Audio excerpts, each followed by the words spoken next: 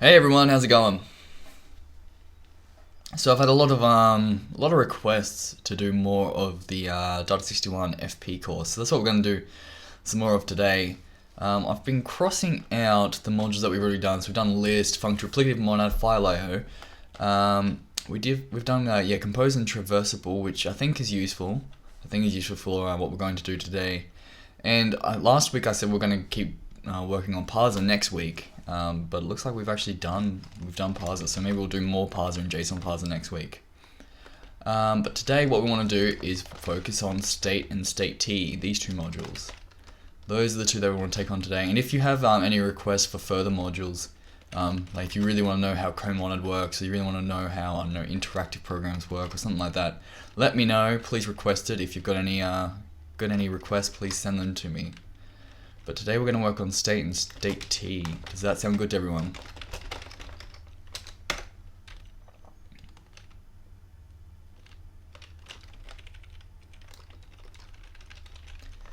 Alright, okay, so state. So in functional programming, you might hear, like, when you're starting off with functional programming, you might hear something like, oh, thank you so much for the subscription, thank you so much. What you might hear when you start functional programming, you might hear something like, instead of mutating state, we just take state and we return back new state. So you just always take something in and you return it. And so when people start modeling, this sort of stuff, you have a function that says int or to int or something like that, or you have person, right? So you get person to person. So people start writing functions that look like this, which would be like, I don't know, toggle persons, I don't know, what would be a state of a person?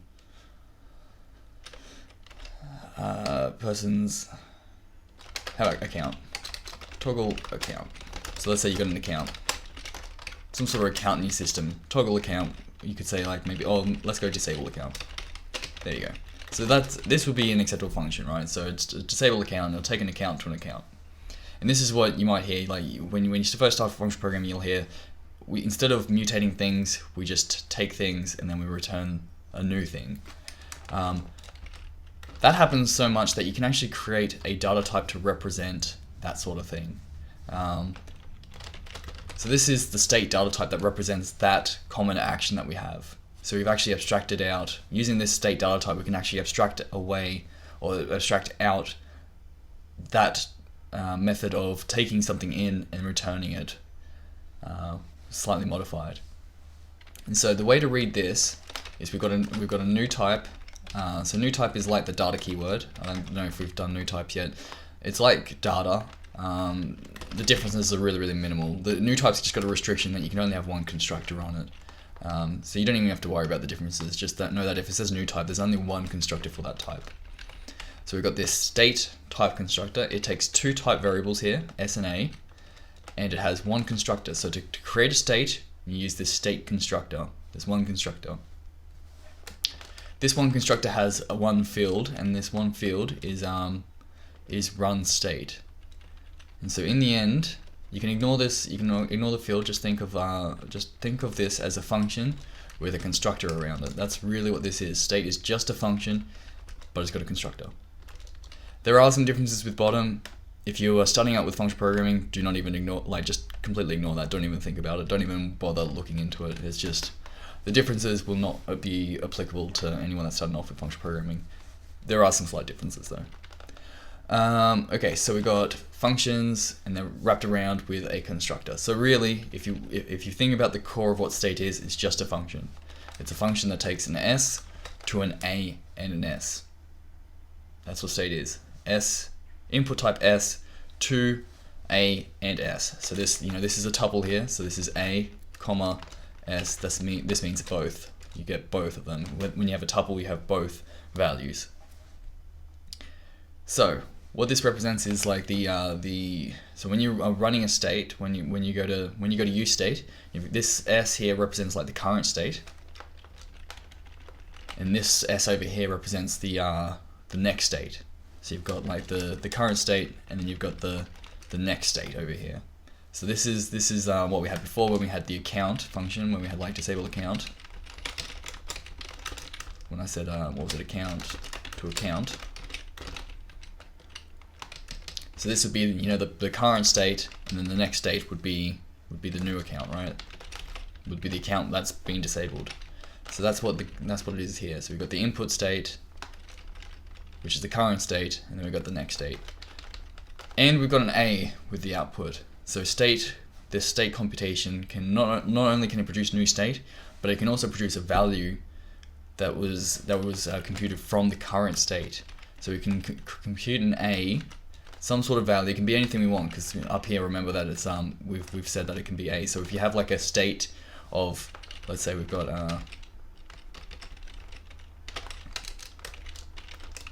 let's say we had let's say we had state of account and bool. And what this would represent, let's say the bool will say whether it was already disabled or not. So what that really represents is a function that says account to bool and another account, our next account. And we could have a function. An example of a function that would do this is like if we had an account. Imagine account data type. It had like, you know, username, passwords, and things like that. But it also had like whether it's disabled or enabled. We could say account comes in. We set the disabled flag to true on the output, and we return what the current, like what this version, what the flag was before we set it. So this would be a useful way to say disable it and tell us whether it was already disabled. So that's something that we can represent using this state data type. Just think of state as a function from current state to new state, and also an A. Oh, thank you so much for those bits. Thank you. It's been a good morning. Obviously, people are enjoying the functional programming course. I've had a lot of requests for it, so that's why I'm getting back into it. Cool. Okay, so hopefully people understand what the state data type represents. It's just a function from current state to new state, and some sort of value that you can compute from the current state. And that can be anything you want. You can write a state for, you know, that returns a boolean or returns an int or anything you want, any data type that you create. Okay. First exercise is going to be implementing the functor. So remember, functor is just about mapping. We pronounce this fmap. So if we can write fmap, then we can write the functor for it. So implement the functor instance for state of s. So notice how we're fixing the s though. So notice how when you map it, you're mapping. Notice how we haven't specified this a over here.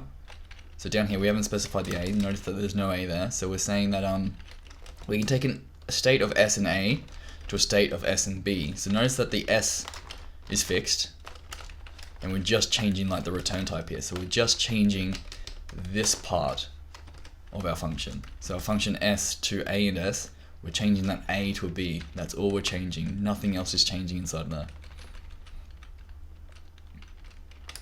So we've got our function f, and then we've got our state sa. I'm actually gonna what can I do? So we've got this run state there. Let's use run state. So I'm going to do some hole-driven development like I've been doing in all the course. So let's put a to-do in there, and we'll change over here.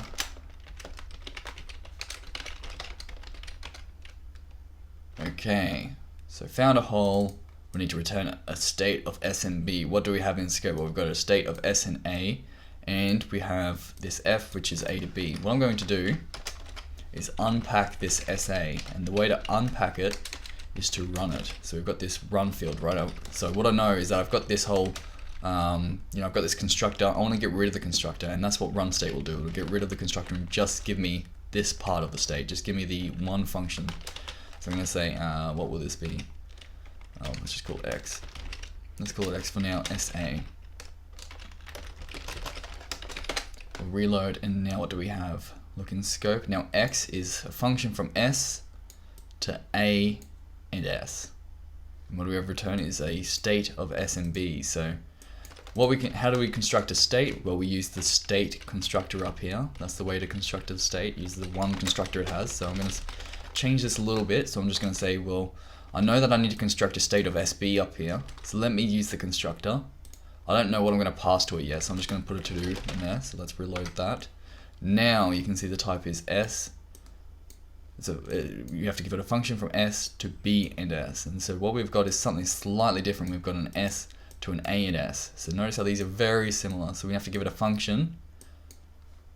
We have to give it a function. So I'm going to the way to construct a function. How do you construct a function? You use the function constructor, which is a lambda. So I'm going to use a lambda here to construct this part. Now let me reload that. Now what we have to return. So now my hole is shifted all the way over, so I need to give it a B and S. And what do I have in scope? I've got an S, I've got an X. Notice here, if I use this S on X here, then I'll get an A and S. So I can say, what have we got? X and S. Just shifting the hole over a little bit more. So I'm saying let AS equals X. So X is our run state. So that was our state function. I'm going to run the state with our S. And what do we have? We have an A and an S over here. And then we need a B and S over here. So what I'm going to do is unpack this by using Topple Deconstruction. Let me make this a tiny bit smaller. There we go. So I'm going to say A and S. So this is S prime. So remember that we pronounce this tick here as prime. So I'm going to say S prime. And this is the next state. So S is the the current state. This is the next state. And that's what I'm going to have to return. I have to be careful here. I don't want to return the previous state here. If I did that, things would be very broken. I have to be careful here. This is something where types won't really help you. You've got a type here of S, and you've got a type here. You've got a value here of S as well. So you've got two values of type S. Easy to get confused between them. Have to be careful. This is one of the cases where you actually have to be careful with it. Okay, so now we have to construct one of these, a B and S, a B and S. So I'm going to use the comma. So I'm going to say to do and to do. I know that the second part is going to be an S, and so that's going to be my S prime. I know that there's going to be the next state. I have to return the next state. And here I need to return a B. So I'm just going to leave it like this so you can see more easily what's happening here. So I've got a to do. What I have in scope is lots of different things, but I need to return a B. How do I get to a B? The only thing that mentions a B, notice none of these mention B. The only thing that mentions B is this F, and it takes an A. I've got an A up here. I've got an A. So what I can do is just replace this with F, A. That should compile. Awesome. Easy.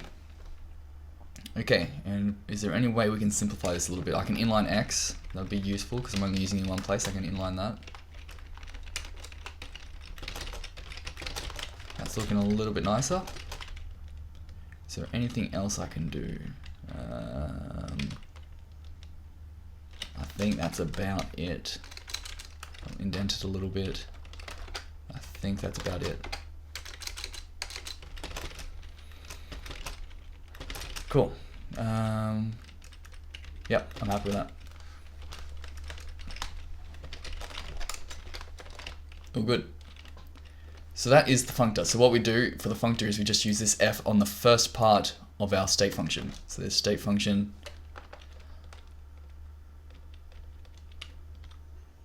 Might not want to do it since it means smaller font, but personally I prefer seeing code and GC side by side. Yeah, I understand. Yeah.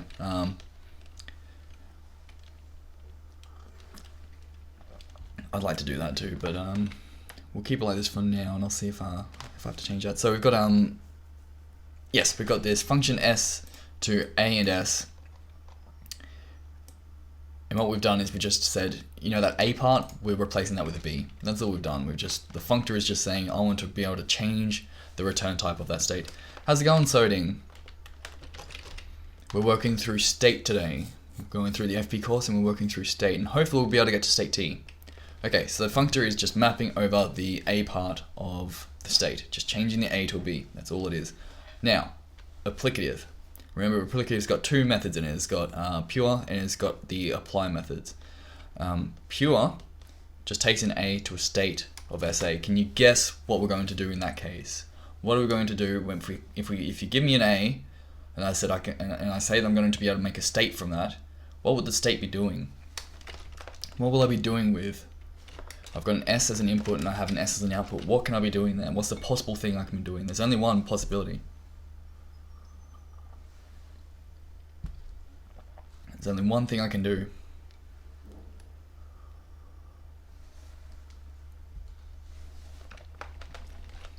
So if I said I can make a state SA from an A, well, that A obviously has to go in here, has to go on the left-hand side of this tuple here.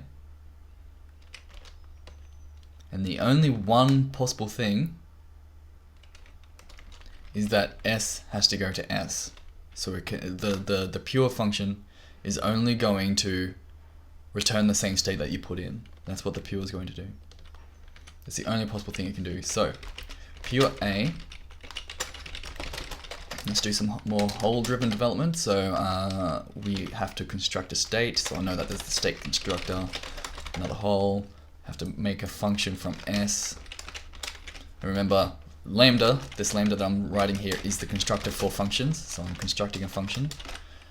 So I've constructed a function that takes an S, and then what do I have to return? An A and an S. And what do I have in scope? I have an A and an S. So that's super straightforward, isn't it? So I've got an A, S. There we go. Super straightforward, that one. And it's the only possible implementation as well. Just because we're just using the types to direct us towards the implementation. There's only one implementation because there's only one thing that the types can line up with. Okay, now apply. We're going to get given a state of S. So remember the state, the actual state type is fixed here. The S here is fixed, but this part's changing. So we've got an A to B, an A and a B. So we've got a function inside the state, then we have an A, and we have to get back a B. So I'm just going to do some more hole-driven stuff. Yeah, let's go A, SAB, SA. Now put in a hole here. Let's look at that. Need to make a state, so let's construct it. Then need to construct this part. So you can probably see like a pretty common thing we're doing when we're going to implement these. And we have to give back a B and S. What do we have in scope? We have an S. We've got this SAB. So let's. This is going to get tricky, right? Because we've got a couple of different states involved. And that's what's tricky about this. Because you have to make sure you execute the state in the right way, right? If you run the state, let's say we run the state, this needs a current state, right? To run this, we need to give it a current state. But it's going to output a state. And that's the next state. Then you need to run this one. So we need to make sure we run it in this order. It needs to go, this state executes first, that state executes second. Then we get this final state. So execution here is actually important. We can't, if we execute this one first and then we execute that one, we're actually executing the state in like going backwards, which won't work. So we need to make sure. Well, I mean, it will work. It will actually compile and you'll be able to run programs, but the programs won't do what you expect. So you have to be very careful here. We have to make sure we run this state first and then this state. Thought there was something for Emacs to manage holes automatically. Probably. I'm not very good at Emacs, so I can't really. I use it, but I'm not good at it. I know a couple of keys, but I'm not great. So what we're going to be given is, we want to run this one first. That's the point here. We want to run this one first. So, Agda, yes, definitely. In Agda, there is very good hole support in Emacs. It's very, very good. I have actually seen something similar for Haskell and Emacs, but I don't know how to use it. So what I'm going to do here is run the first one. So I'm going to run state of SAB with S.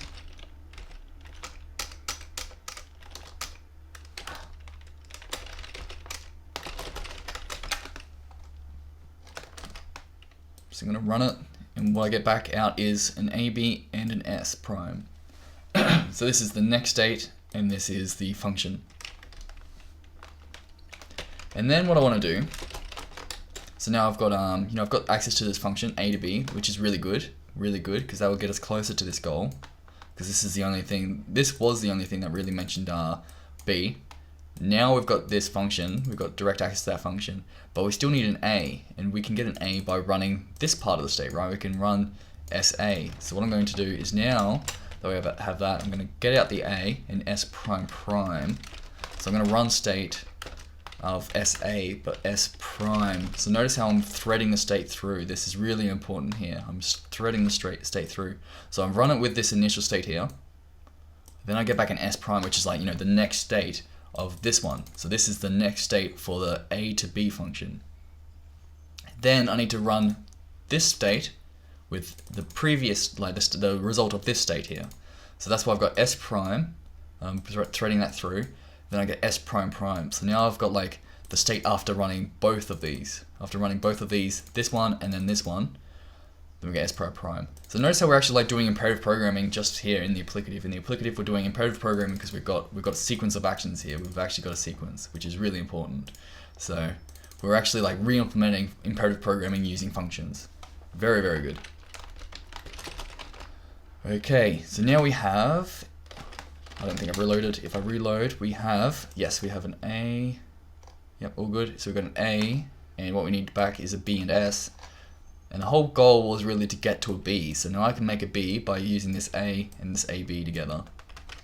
So I can say AB, A, and then I need to give back an S. And so I've got 3 different S's in scope. You can see I've got a S prime, I've got S, and I've got S prime prime. So you notice how these all have type S. The one we want to use is the one as the result of running both of these. So we want the S prime prime. It's pretty obvious that we want S prime prime as well because it's the only one that's not used. We've used S, we've used S prime. Probably want to use S prime prime. It's the only one that's not used there. And the reason we want to use S prime prime is because it's the result of running both of these in sequence, which is the whole point of doing this applicative. Yeah, it's to run this, then run this, and then get back some result. That's the point. Cool. So that's applicative.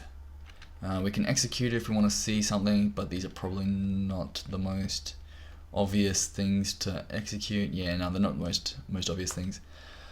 Functor has only one possible implementation, because I think there are at least 2. Interesting. What would be, I think I said pure has only one implementation. What would be another implementation for, yes, Functor would have another implementation, obviously. It would be, to delete that, and you just always return the incoming, yeah, you always return this. Yes, you always return the input, exactly, yeah. So that one does have more than one possible implementation that will compile. Pure, please correct me if I'm wrong here, but I think pure is the one that only has one implementation. Functor would have more than one, yeah. Pure should have only possible one to implement because there's only one place where everything's coming from. There's only one place this S can possibly come from. There's only one place where this A can come from. There you go, there's my informal proof. Pure has only one implementation. Now, apply, you've got a lot of things that will compile. You have to be careful with the applicative laws though, because remember that apply has got this law. I don't know if we've looked at it very much. We have looked at it a little bit. In applicative, there's some laws here. Yes, this one, the law of associative composition. So if you go to implement this, yes, there's quite a different thing. Like you can, for example, put 3 different S's in here, but I think only a couple would actually satisfy this, the law of associative composition. So, so you might only have 2 implementations, even though 3 would compile. Okay, cool. All right, so that answers applicative, and one little bit of criticism, which was really good, that I've received from this is that I've really talked about applicative and I talked about functor, and I haven't talked too much about the applications of these things, and that's something that we're going to get to, I think, a little bit later on. But remember that when we implement these, we're just implementing them for our code reuse. So there's a lot of functions that we can write for applicative. There's a lot of functions that we can write for functor that we get for free once we've implemented this interface. So if we go over to applicative, notice how there would be lift2, this lift2 function. So now that we've done it for state, I can actually run lift2 on state. So I can do lift2 on state, which is really useful. So I can have 2 different state computations that modify state in a different way. I can say lift2, and it'll put those together and execute the do imperative programming using lift2. So you can actually say lift2, and then it'll say run this state, and then run this state, and then as an output you get the state of that's the output of running both of those states together. Really, really useful. Cool. Monad, last one, and this is one where you get like a lot of code reuse. If you implement monad, there's a lot of different functions we get coming out of it. So monad, we have a function from A to state SB, and we have a state of S and A. So we've got an A, and we need to use that A to execute this function, and we'll get back an SB. Okay.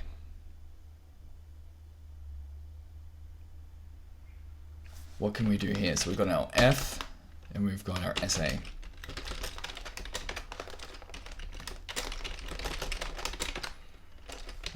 What can we do? Okay, so now we have to give back a state SB, and so far I've been constructing it, but I notice here that we're going to get back a state of S and B.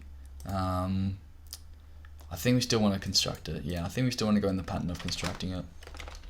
Just because there's no possible way we can, so we've got two options basically. We've got this SA. We've got an F, right? This is really the result, right? We want to get back this thing. We want to access this state SB. That's the only way we're going to get back one of these, because it's the only thing that mentions B. If we're going to construct a state, we have to give it a B of some sort, and this is the only thing that mentions B. So we have to use this function in some way. We know that. The only way to use this function though is to give it an A. So we've kind of got a dependency here. To construct one of these, we need this. But to get that, we need that, and the only way to get an A is that. And how do we run this? Well, we don't have an S to run this, so there's no way for us to get the A. So what we're going to have to do is, the only other possible thing here that we can possibly do is construct this state. That's the only thing we can really do here. So state. And we're going to go over the state beyond the exercise, where and how to use state beyond the exercises. Probably not. I think we're going to stop at the exercises here. This is kind of a motivation for how to represent, I guess how to abstract over imperative programming using functional programming, and then we'll talk about StateT, which is kind of like a motivation for understanding mono transformers a little bit more. So yeah, I think we'll probably end just there and not really go into more of the practical implementations of that. Okay, let's refresh this. I'm happy to talk to you separately about practical applications of state though. It's something that comes up sometimes. It's not something I use. You know, modern state is not something I use all day, every day. It's just something I use sometimes. There's particular parts of it that I use every day though. Okay, so now that we've constructed a state, we've got access to S. So now what we can do is actually run our run our SA, which is what we wanted to do before. So should be able to say A and S prime is run state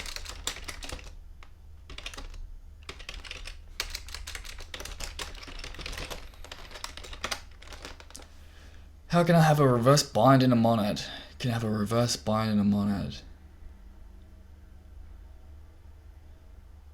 Monad only requires, yeah. So this is, so we've done this a little bit for clarity. So in normal Haskell, so I mean we've written our own version of monad. So we've got the FP course monad. There's also in like normal Haskell's got this idea of a package called base, and the base monad is slightly different. So the FP course monad, we have this, and we say that you have to implement this, which we call bind.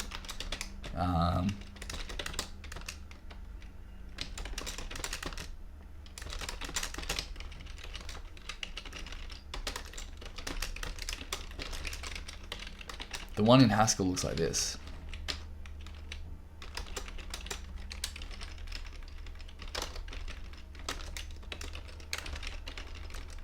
So you can see it's exactly the same, just flipped. So this is the Haskell one, this is the FP course one.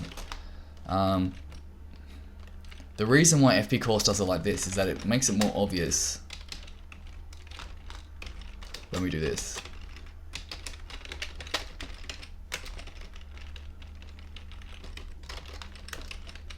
Notice how the similarities are there. The similarities really come out when we do that. It's not so obvious when we have it like this. Not so obvious. So the reason why FP course changed it from, you know, the normal base Haskell is just so that it makes it more obvious the pattern here, that we're just going from an FA to FB. Here it's just a little bit less obvious, that's all. I mean, but they are the same function, exactly the same. So the question is, how do you implement, how can I have reverse bind in a monad? Yeah, if you're using your own, if you're using like base monad, I don't know if that's possible. Let me open up here we go. Yeah, it's not possible here. Yeah, so sadly you do have to implement this, but you can just say flip. If you do have your own version of that, you can just say flip that, and you get back the same function. So notice how that has exactly the same signature as that. So you can just do flip that. Okay. So back to where we were. So we were implementing bind. What I deduced so far is that we've got these things in scope. We had to construct a state because there's no other thing we can do with this SA or this F. F needs an A, SA needs an S, and we had neither of those, so I had to construct one. Now that we've constructed one, we've got this S in scope. So now we can access S and use that to run state. So now if I come over here and I reload over here, now I should be able to see I've got an A and I've got an S prime, so I've got this new state, and what I have to return back is a B. So what can I do? I've got an A now, and so that lets me run this F, doesn't it? It lets me run this F function. So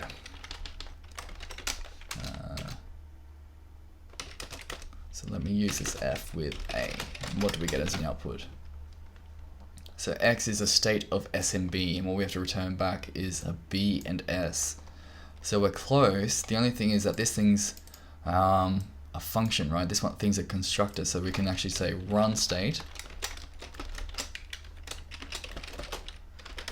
If we say run state, we can see that X now needs a S to give us a B and S. So we're getting really close, and notice how there's a B and S there. We just need to give it an S, and we've got, what is it, 2 in scope. So usually the thing with this so far has been that we just use the last one that we created, so we should use S prime here. And that will actually give us a B and S, so that will be our answer, won't it? X will be our answer. Let's put that in there. There we go.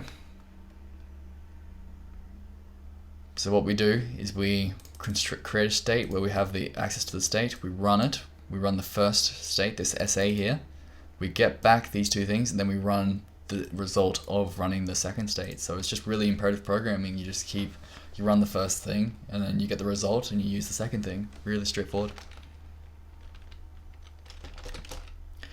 No way you can override or add it to the implementation? No, there is no way for you to add it to the implementation. Theoretically, Haskell should have had, it's possible for base to have it as a possible implementation, and it could derive the other implementation. Like you can basically have recursive implementation where you have bind equals flip, reverse bind, and reverse bind equals flip bind. You could actually do that. You can actually have that, but for some reason, it's not done like that. So sadly, yeah, you're kind of stuck. Okay, so that's functor replicative monad, and the whole motivation for functor replicative monad is just code reuse. So we got a lot of functions from functor. I mean, actually, there's only a couple from functor. So functor is kind of like the most general, least useful. I don't know if I should say least powerful. Yeah, least powerful. So it's the most general, least powerful interface or class that we have. So functor works on a lot of different things. You just don't get a huge amount of derived function. There's a couple that you get, but not a huge amount. With applicative, that is a little bit more detailed. Notice how with state though, we've got we have some sort of what do you call it? Some order. So we have to execute this state before we can execute this state. That's important. Then we execute this one, then we execute that one, and then we get back that state. So we have imperative programming here where the first argument is the one that is going to be the state that executes first, and then this one's going to be the state that executes second. And then in monad we have just imperative programming, which state is making up imperative programming. This operation really is just the imperative operation for state. Just run one state and then run the next state, and just keep chaining them together. and we get a lot of functions from monad. It's the most powerful, it's the least general, like it's not as general as functor or applicative. So it does, monad, it doesn't apply to every data type that you can come up with. It applies to, you know, a few, but not every data type. And so there's a lot of useful things we get from it, but it doesn't work for every single data type. If you execute the second argument first and apply, would it still be valid? It would be invalid only because then the monad would be wrong.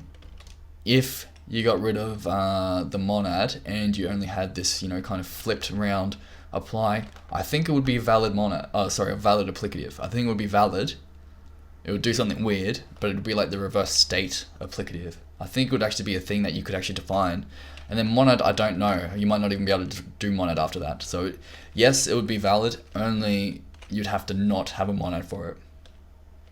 Just because if you did it with, if you tried to reverse this and then define the monad, obviously the monad's got like an enforced state in there. There's no way for you to be able to reverse that.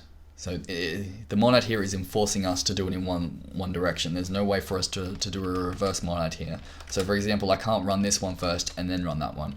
I always have to run this one first and then that one. But if I deleted the monad and then had a reverse applicative here, then that would work.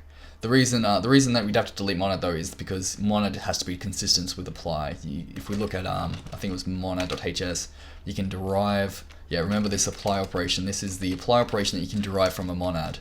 So if you've got something that's applicative and a monad, you should be able to use the monad to derive exactly the same implementation of the applicative. It should behave exactly the same, and that's what this thing does. You know, you can actually derive it using bind and using fmap. You can derive the apply operation. So you have to be careful there. Cool.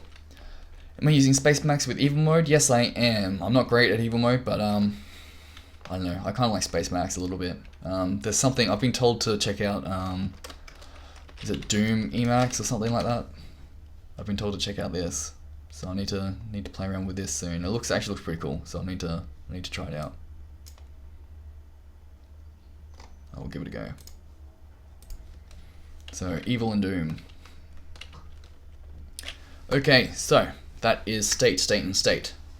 Applicative, functor, and monad. Now we're going to implement the exec function. Exec. So we're given state, a value of state s and a, and an s will give you back an s. So there's a couple of implementation. Let's go with the silly one. I'll give you this one. Ignore this, ignore the state, and just give back the state that you put in. Obviously that's not what we want. Obviously it's not, because this test here is actually doing something useful. It's actually doing something useful. So we have to do something else. So we have to actually use this state. So I've got this SA state. I'm going to put in a hole. What's the possible thing we can do here? Well, we have to return back an S. And we're not going to use this, we're not going to return back this S straight away. We want to actually do something with this state. So the only thing we can really do with this is run it. So I'm going to, let's run it. So A and S prime.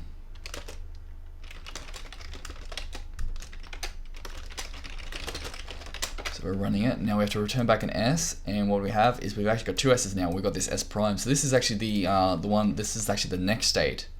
I think that's what it wants. So exec will take our state, run it with our initial state here. So this is the current state of the initial state, and then we'll get back the next state, and that's the one we want to return. So we just want to get out the, you know, the state part of the state and not the A part. We want to ignore the A. So notice how A is referenced here, but it's not referenced down here. It's actually just not even used, and you can see in the implementation it's not used either. So we can actually replace it with a underscore. And there we go. That is exec. What it does is it just gets out the next state. So you run the state with the initial or current state that you pass in, and you get back a new state. That's what you want. Cool. Now eval.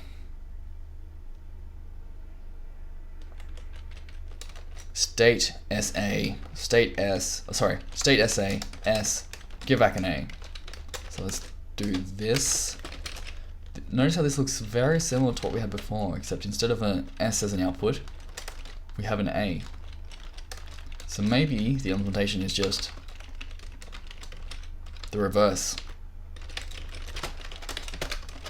Instead of getting out the state part, so running the state and getting out this new state, we actually just get out the value, just so we just ignore the state. So notice how there's no, in the output there's no state, it's just the A, so we just have to run it until we get the A, get back the A, easy. Cool.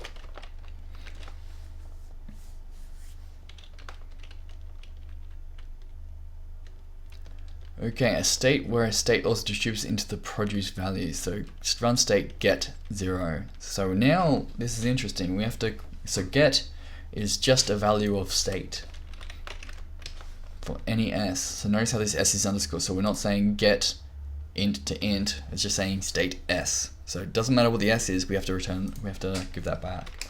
So let's start doing whole driven development because that's the easiest way to do this. So we need to return back a state. Well, we have to construct a state then. We have to construct it. What do we have to construct it with? So, you know, it takes the s. We need to give back something. We have to give back an s and s. And what we have in scope is an s. So that's really straightforward. The only possible implementation will be this. We have to give back an s and an s. So that's it. And so get, what it does is it just gives you back. So remember, state has, you know, an s and an a. In this case, we're saying A is S, so it's just giving back the actual state. So it actually just accesses the actual state that you get passed into the function. Cool. Now, put. Put takes S to a state of S, and this thing is pronounced unit. So this, if you just got parentheses with nothing in it, we just call that unit. It's pronounced unit in Haskell. So given an S, we have to get back a state, so I'm going to put another hole in here, and that's obviously going to be what we've been doing so far, which is, you know, constructing a state. So when we construct one, put in a hole here. So we're taking an S, and then we have to give back a state. So let's do that. Let's look at the hole, and the hole is going to be, we have to give it back a tuple where the first part is unit and the second part is S. What we have in scope is S, so this is straightforward as well. It's unit, comma, S. Really straightforward there. What have I done here? Define but not used S. Ah, there we go. Yes, here we go. So I almost made a bug there, so you have to be careful here. So this state, we're saying put. We've got it given an S. So I've made it all the types line up, but I've got 2 S's in scope, which is good. Haskell's here telling me you've defined S, but you haven't used it, and it's because I've shadowed it down here. So I've actually got 2 S's in scope, and I need to choose which one to use. And we'll call this function's put. So if you run state with put 1, we should get back 1. So whatever you put, you should get back. So this state here is actually the thing I want to ignore. I actually want to put an underscore there and say ignore that state. Doesn't matter what the state is, we're just going to put the state in there. So that's what we do. Put the underscore there just to say I don't care what current state is. The next state is going to be what I put in there.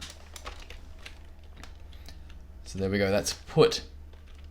Cool.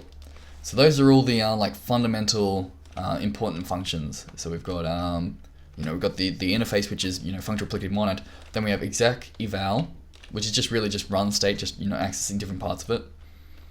Then we have get and put. And that's pretty much everything you need. Now we're going to implement some interesting functions based on this. It's going to get a little bit tricky.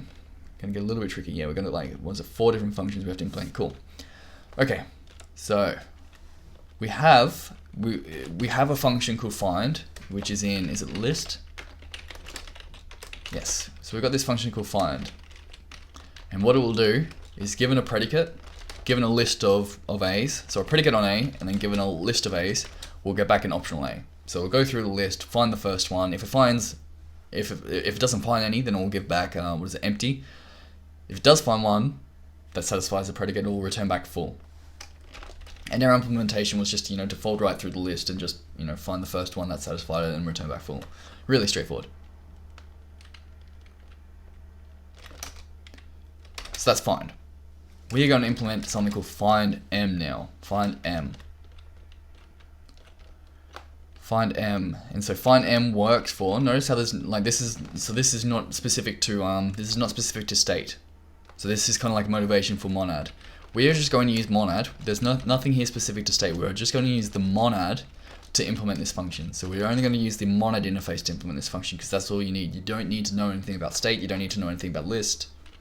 Sorry, you do need to know something about list. You don't need to, if this f was state, or if it was optional, or if it was something like that, you don't need to know that. All you need to know is the bind operation. That's the only operation. Well, you need to know bind, pure, map, all the things that get derived from, or that are implied by this constraint here for monad. We know that monad is also a functor and applicative, so we know we have access to all of those different functions. But that's all we need to know about it to implement this function. So to implement this, all we need to know is monad. We don't need to know anything more about it. And you can see the similarities here. It is the predicate is instead of just being a normal predicate, it's a predicate that returns it inside of f. So it's a predicate that instead of giving back a bool, returns an f of bool. And that means as an output, we're going to have an f of optional a. So this f can have some sort of data around it. So instead of just returning a bool, you can say it's a bool, but also I've got some sort of type wrapping around it that can contain some sort of more information. And as an output, we'll get like some sort of thing that's got more information, and we'll just use bind to combine these f's all together. Okay, so what would be the way to do this? Let's bring everything into scope. So we've got our predicate and we've got our list.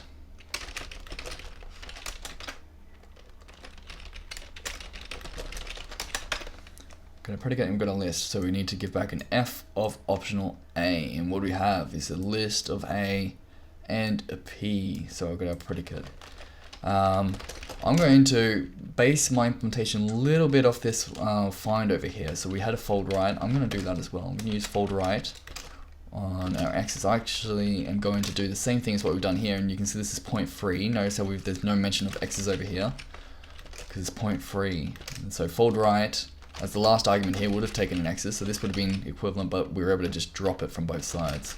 That's a rule in Haskell. If you see something on the right, on the just before the equal sign, and then at the end of the line, you can just drop it from both. Same thing. So we're going to do the same thing over here. I'm going to put in two holes though. I'm going to say A and B. So we're going to fold right over our list of A here. We're going to fold right with A and B. And what do we need to return here? So we've got this complicated thing. I'm not going to focus on that because this one looks a lot more simple. So we've got an f of optional a, and over here we had an empty. But empty is not an f of optional a, it's just an optional a. So we need to do something with that empty. We need to do something with that empty to be able to make it into an optional a. Sorry, we have to do something with that empty. It already is an optional a. We have to do something with that empty to make it into an f of optional a. So we've got empty. What we can do is use the pure function. So remember pure. The pure function in applicative, a to f of a. So if we actually have an optional a, we can use pure to wrap f around it. In the FP course, we don't have return, so it's always pure. Return is redundant even in normal Haskell, so I don't actually use return in base Haskell anyway. So you never really have to use return. Always try and use pure. It's just more general. There's legacy reasons for return existing. So for anyone that doesn't know, there's something called return in Haskell. It works on monad, but it has the same type as this thing, which works for applicative. Anything, and remember that anything that's a monad is also an applicative. So this function works for everything here. So this function is just more general form of this one. There's no real reason for return to exist. It's just legacy. Cool. Okay, so we've gotten one step. Now we just have one function to implement here. We've got this function here to implement. So I'm gonna remember the constructor for functions is to use lambdas. So I'm just gonna use a lambda for this and introduce these two things here. So we've got a and an f of optional a. I'm gonna call that OA or something, optional a. Okay, we're getting there. So we've got an f of optional a to return, and what do we have in scope? Well, we've got a lot of different things. We do have an f of optional a. So we could just return optional a, so this OA, but then we're not using this a, so we're not actually using this thing. So we actually do want to use that. See, this will compile, but it won't do the right thing.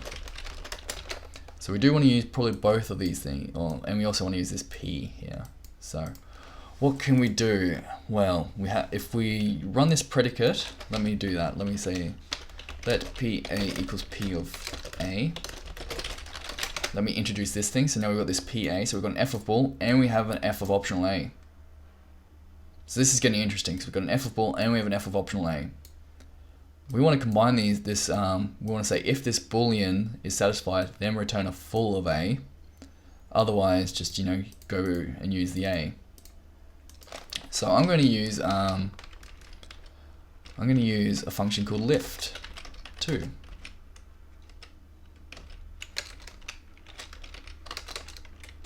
I'm going to supply PA and OA.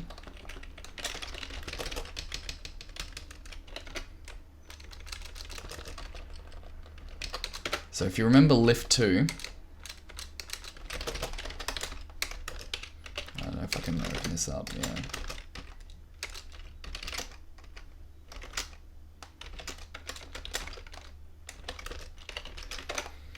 Okay, so lift2. So remember how up here we've got an F of bool and an F of optional A. So we've got two Fs. Lift2 is a way of taking something that you've got an F of A and an F of B, and you can give it a function that works on A, B, and C. And I just want to work on the boolean. I just want to work on the optional A. I just want to ignore the F part here. And so this is what lift2 will do. It'll just lift your things that work within F, and then get rid of it. So I'm going to have a go at using lift2 here. I just want to focus on the boolean and the optional A part. So if I refresh this, you can see here that bool and optional A. So I can say in this, so I've got I've got the boolean and I have the optional A. So I'm going to actually rename this a little bit. So this I'm going to FOA.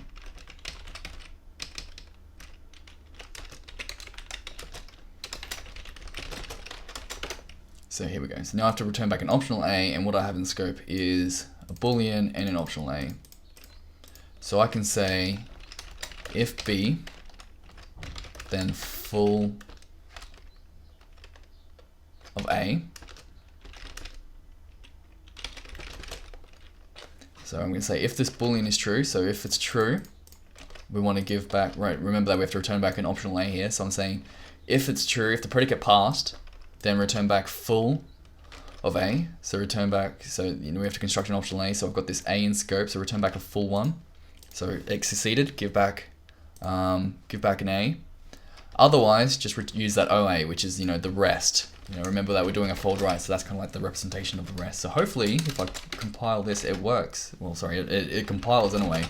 So what we're doing is we're doing a fold right. Start off with the tail will be just empty. We didn't find anything, and it'll be impure because we've got this F. If the list was empty, we just there's no other F coming into it, so we just have to use pure. So the list, if it was empty, use pure, and we get back an F of optional A because this is empty. Cool. Then we go through each element. If we run the predicate on it, and here we can actually just inline that. So PA. There we go. So we just inline that. So now we have lift2, which will just execute this predicate, and also the rest of it. It'll kind of put it through deal with just the inside of this F. So it will actually kind of ignore the F part. So then we get back this boolean and an OA, and what we just do is say if the predicate passed, then that's the one we want to use. Otherwise, keep going. Pretty straightforward. Okay, lift2, a combination of apply and fmap. Yes. Lift2, is it a combination of apply and fmap? That's exactly what it is. Yep, completely right. Is lift2 the same as lift m from base? Yes, but again, if we look at lift m2 from control.monad, notice how this one says monad. Again, you're hitting legacy. If we import control.applicative, and we say lift a2, there we go. So this function, legacy reasons, is too specific, mentions monad, doesn't have to.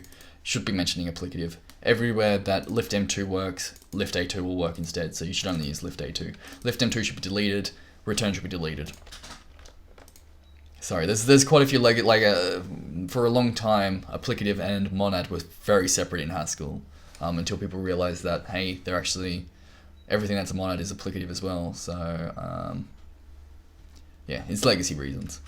It's very disappointing, but there is quite a few legacy things inside of the Haskell standard library. I recommend, so if you like the Data61 FP course, the Queensland Functional Programming Lab, who works on this course, also creates a prelude, or an alternative prelude, called Papa. And they fix up a lot of this stuff. And so if you look at in base, what do they have? Let's say implement maybe. If they export, here we go, control.monad. No, they don't actually export it. Okay. I was expecting them to make it more general and fix up lift M. They do fix up quite a few things in here, so I was kind of expecting that one to be fixed up, but it looks like not. Let me just make sure that it's not exported over here. Control monad.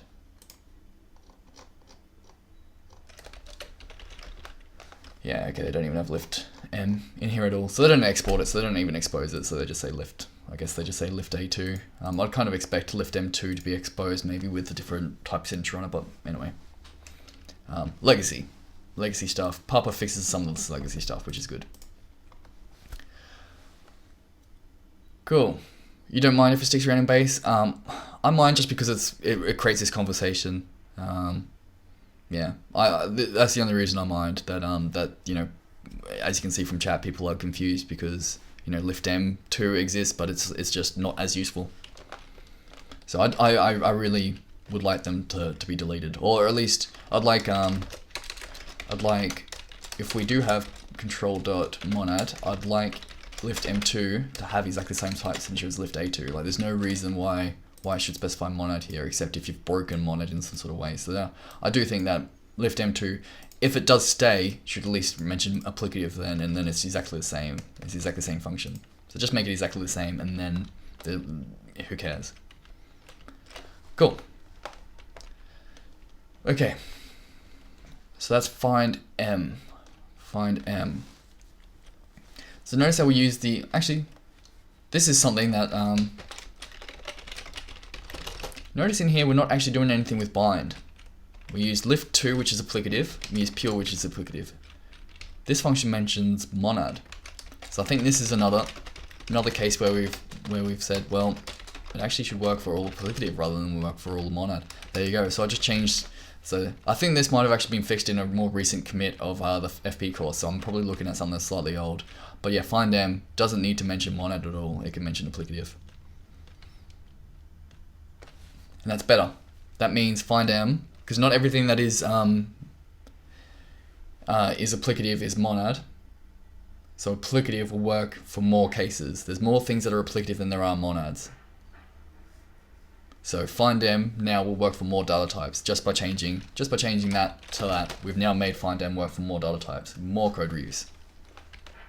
Okay, so find M can be used on lots of different data types now. Anything that's applicative, we can use find M with, and so we can actually what the motivation will be is that we're going to chuck state in here. So we're going to say the predicates are actually stateful predicates. So we're actually going to, instead of F here, we're going to say state of something, I don't know, X, and then we're going to get back a state of X. So you can imagine this F being some sort of stateful computation. So now the predicate can now be stateful, so we can actually say, well, in the next one we're going to do is check that no element repeats. Check that there's no element that repeats. So what we're going to do is have state in here, state in our predicate, that will go through and check in memory, have we seen this before? That is what we're going to use find M with. But notice how it doesn't actually mention state. All we're doing is just doing lifting and pure with state. That's all we're doing. So find M can work on lots and lots of different things, and that is really the motivation for applicative. We've written this function once, works over state. If we wanted, we could have this work over IO. So we could actually go through and say, hey, person, press Y if you want to like we could actually have an interactive predicate. This predicate could actually go off to standard out and read from standard in and say, hey, should I accept this this item in this list? And you can say yes or no. You can actually type it in. So we've got like a stateful version. We could have IO, or we could have an infinite different uses of this findM function just because it uses applicative. So massive amount of code reuse, absolutely massive. Cool, and we're going to show one particular way that we're going to implement to get this code reuse. We're going to use state with this. So we're going to use findM and state with a data.set. So there's this data type called set, which obviously is just it represents a set, so something unordered, but we can check if something contains an element. Okay, so we're going to check. So what are we going to do? First repeat. So find the first element that in a list that repeats. Find the first one that repeats. So what we want to do, we want to use findM. It says use findM, so we'll try and use findM.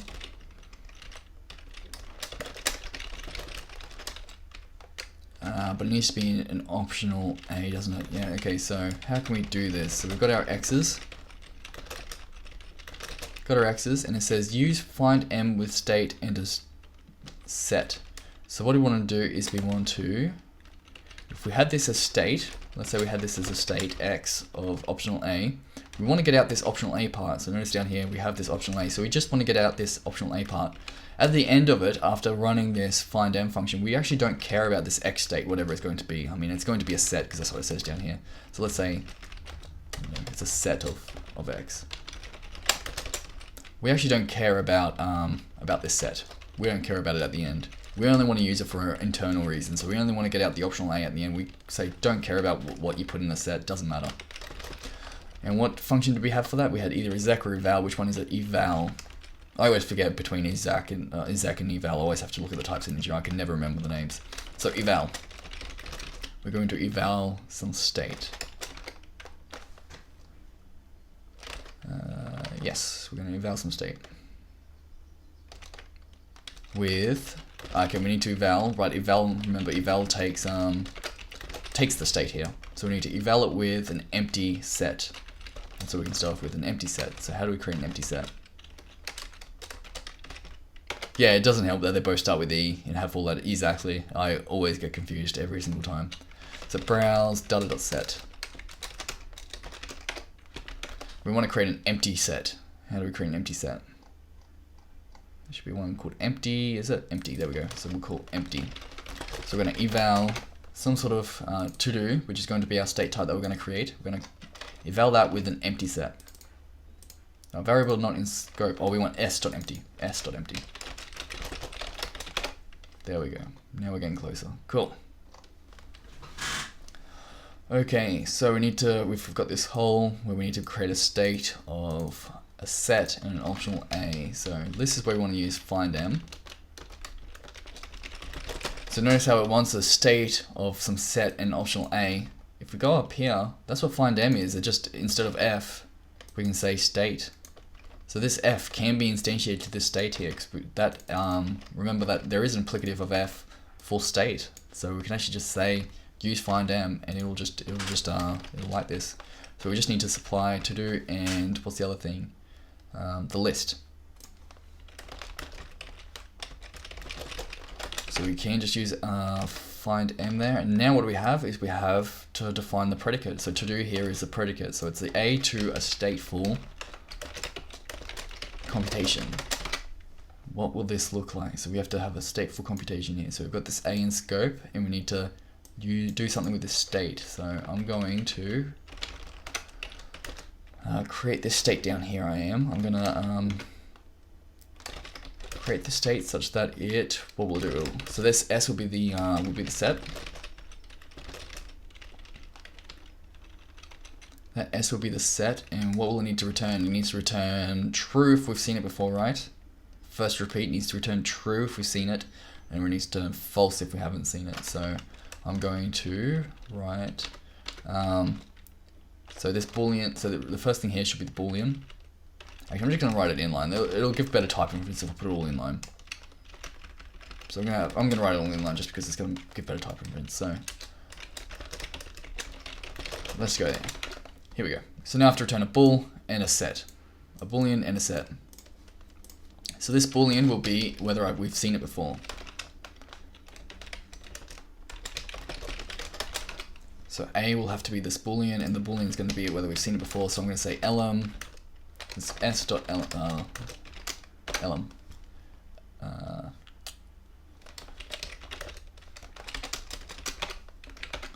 There should be a version of elem for set. Is that right? Elem. Yes, elems. There's only elems. What do I want? What do I want? Does anybody remember what this function's called? I can't remember. Which one returns boolean? Is member? Is that a thing? Member. There you go, member. That's what I want, member. Okay, so I should be able to s.member.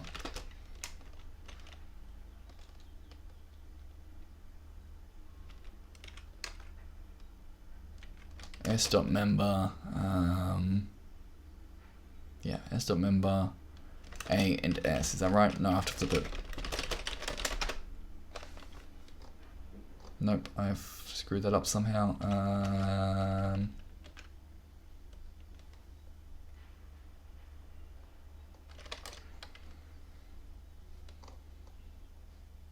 Couldn't match type A with set of set.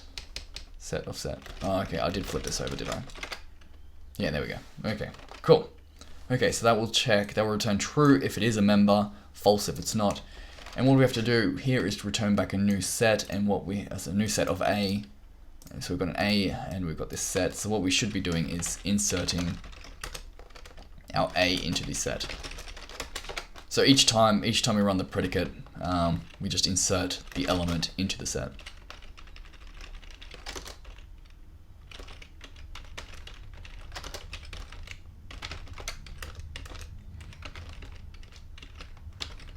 And that'll be my final solution there.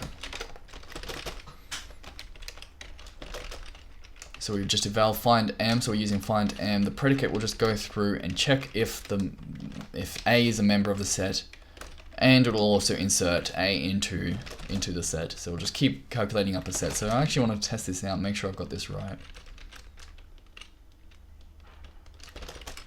So first repeat of 1, 2, 3, nil. This should actually return us back empty, and then if I put 1 there, full 1. There we go. Doesn't find him, it's currently implemented, go through the whole list. Couldn't it be rewritten to go from the left and short circuit after finding the first matching element, or am I confusing things? I think that's exactly what it does. Does it not do that?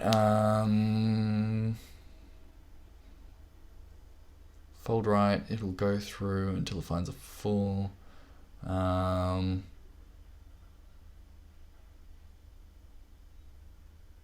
When will it not do that? No, it will be fine. I think that will be fine. So fold right is going through, doing a pure empty, and it'll just keep collecting them together until it gets to a full A. Otherwise, it'll use that OA. So this will, so you got to think about it in terms of constructor replacement. So this function will keep going through, running the predicate. So we'll run the predicate on the first thing with the state, run the predicate on the first thing with the state, then combine the answers together. So it will only return full for the first one. It won't go through and find keep using full on all of them.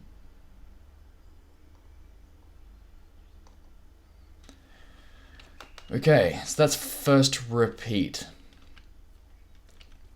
Sorry, it's a bit confusing because it's fold right. So you have to think about it in terms of constructor replacement. So you've got the constructors there. So you got 1, 2, 3, nil.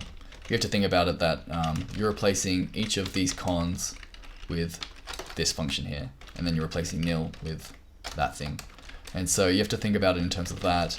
And what that means is that with the predicate, we're running the predicate on each one of those. So it'll be like, it'll be like P1, P2, P3.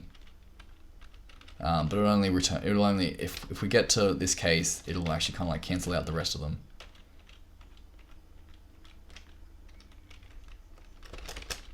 Because we'll run full A, and then if that works, then it'll just return back full A. So you just get back a F of full A. Although I guess we're doing lift 2 on each one of those, aren't we? We're doing lift 2. Maybe you do have a point. Yeah, this might be a good point because we're doing lift 2. Because we're doing lift 2, we might be lifting it for each one. I think that might be a good point. So we might actually need to maybe that's why this was monad instead of applicative, because we want to cancel out on the first one. If the predicate is true, then we want to just return it. Yeah. Let me think about that one for a little while. Let me see if we see any weird stuff. We might be able to see some weird stuff soon. If we see some weird stuff, that might be a good point. Maybe you are not confusing things. Maybe with fold right, because we are doing this lift 2, it's going to do lift 2 every time. That's a good point. Thank you for pointing that out.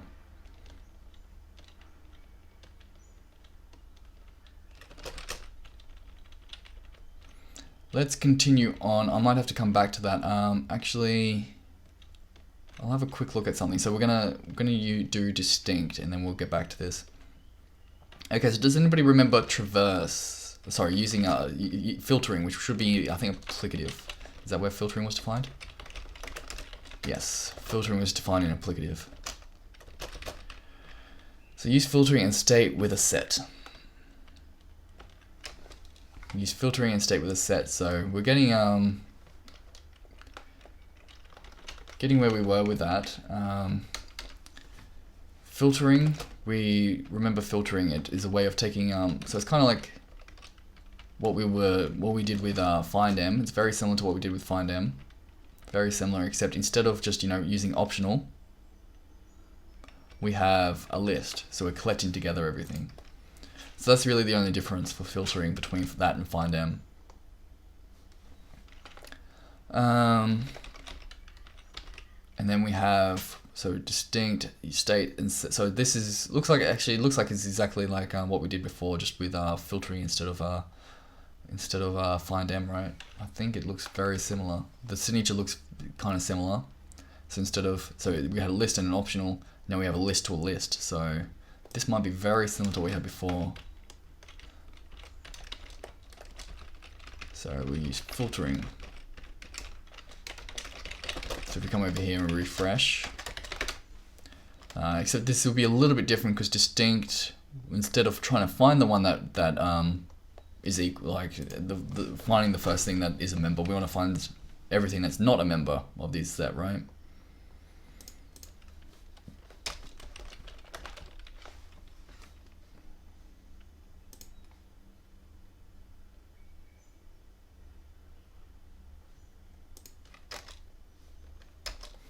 Okay. Yeah. Okay, so we've got to do here, and we have a whole. Yes. So let's construct that. So filtering takes the predicate. So to do needs to return a state.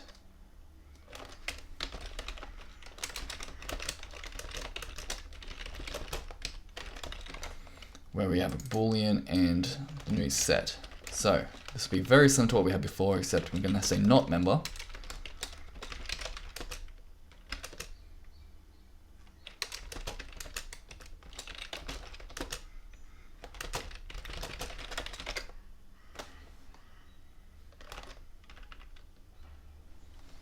And what's the difference here? Filtering. Oh, we need to bring this in. Access. There we go. Cool. So that is basically the same implementation. I just copy and paste it basically, and I changed findM to be filtering, and then we have our state, which will say not member now. Should be the same thing though. There we go. So I'm gonna do the same thing here. Where I'm gonna do this.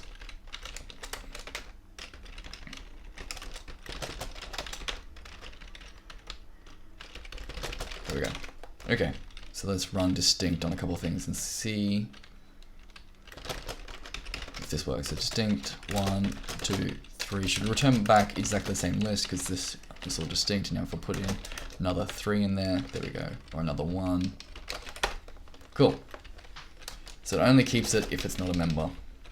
Straightforward. Cool. Okay, so findM and filtering. So you can see that they work over anything that's applicative, and that means we can use it with state. Just one use of it. Okay, now we're going to make something that's pretty complicated. We're going to use, we're going to make this happy function. Happy number is a positive integer where sum of the square of its digits eventually reaches 1 after repetition. In contrast, a sad number is when the sum of the square of its digits never reaches 1 because it results in a recurring sequence. So we need to detect this recurring sequence. That's the thing there. So we need to keep in memory the recurring nature of one of these digits.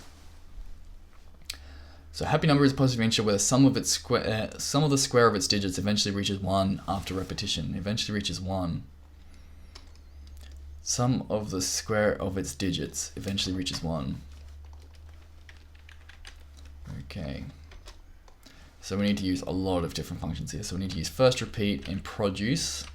What's produce? Okay, produce. Okay, so given an initial value and then a function to run, it'll produce a list. So you can say, for example, produce 0 with +1.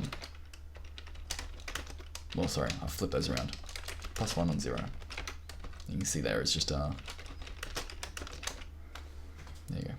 Take 10 of them and we have that. So it starts off with initial value and then just runs this function on every single element. Okay, so first repeat with produce, use join to write a square function. Okay, that's an interesting one. Use join to write a square function. We can start there. Use the library functions contains and digit to int. So let's start there with a square function.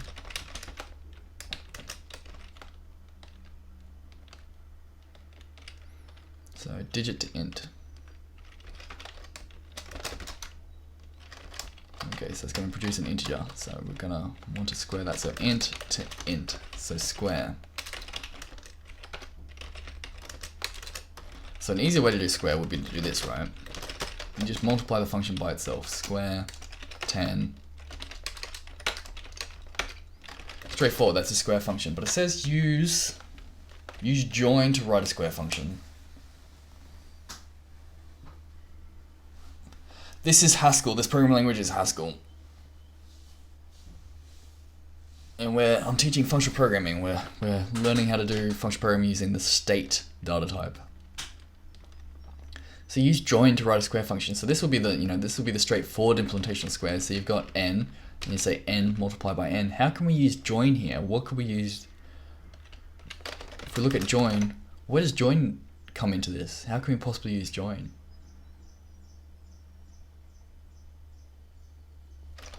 How can we use join to implement this? The only interesting data type that's being involved here is actually this arrow. So if we look at monad, remember there was a monad for arrow. So if we went to do join on this arrow, it would look something like this.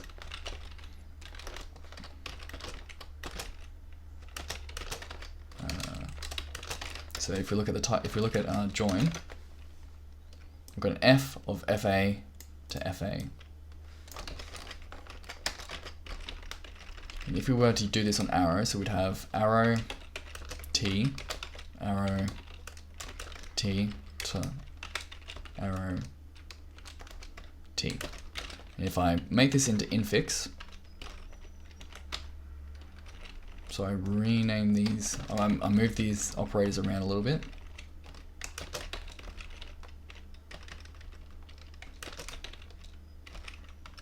Yeah, that's right. That's something like that. Oh, whoops, but I missed that. We have something like that. So that was just a mechanical transformation of the join. So if we said the monad that we're going to use is this one. If that's the one that we're going to use, and we instantiate a join. So join usually looks like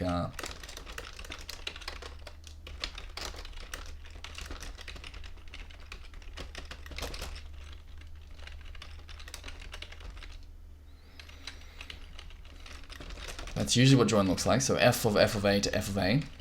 And if we instantiate that to the function type, then we get this back. So this is like a function that takes two arguments to an a.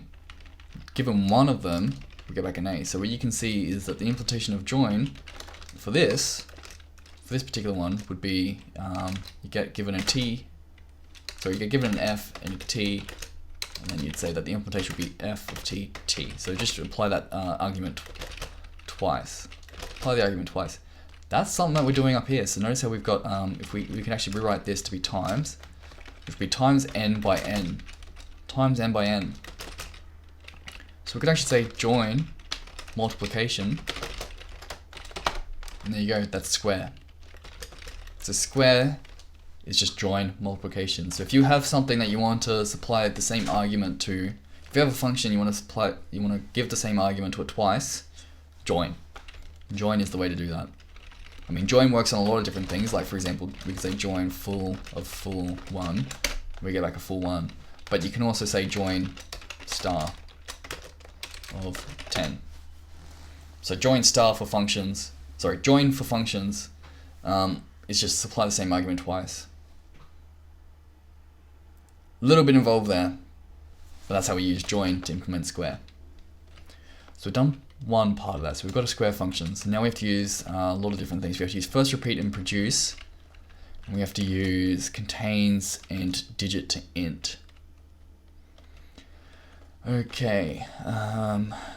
Okay, this is quite confusing. I remember getting confused by the happy number quite. I don't know, it took me a little while to get, I mean, I actually had to have someone explain it to me. Actually, I explained it to my class, and my class, I'm like, I don't understand this at all. And my class is like, oh, we think it works this way. And so they actually told me how it works. So it was lucky I had my class there to help me implement this, because otherwise I would have been stuck for ages. So now I'm just trying to remember. I might actually have to kind of maybe even peek at their solution to be able to do this. Yeah, I might do that. I might actually have to have a look at their solution. Just give me 1 second. I just don't want to delay us too much and spend a while trying to figure out what exactly this means. Okay. Okay, so we just, yeah, okay. What we have to do is convert it to a list of characters. Convert it to a list of characters. So what we're going to do, let me, so this show prime, that's a useful function. So that if we do show prime on 44, you can see now that we've got a string. Well, we don't actually have a string, it's a list of characters. It's a list of characters here. So we've got a list of characters. So that's show 44. So now what we can do is then map over that. We have our fmap function, right? So we can map over that and we say, what is it?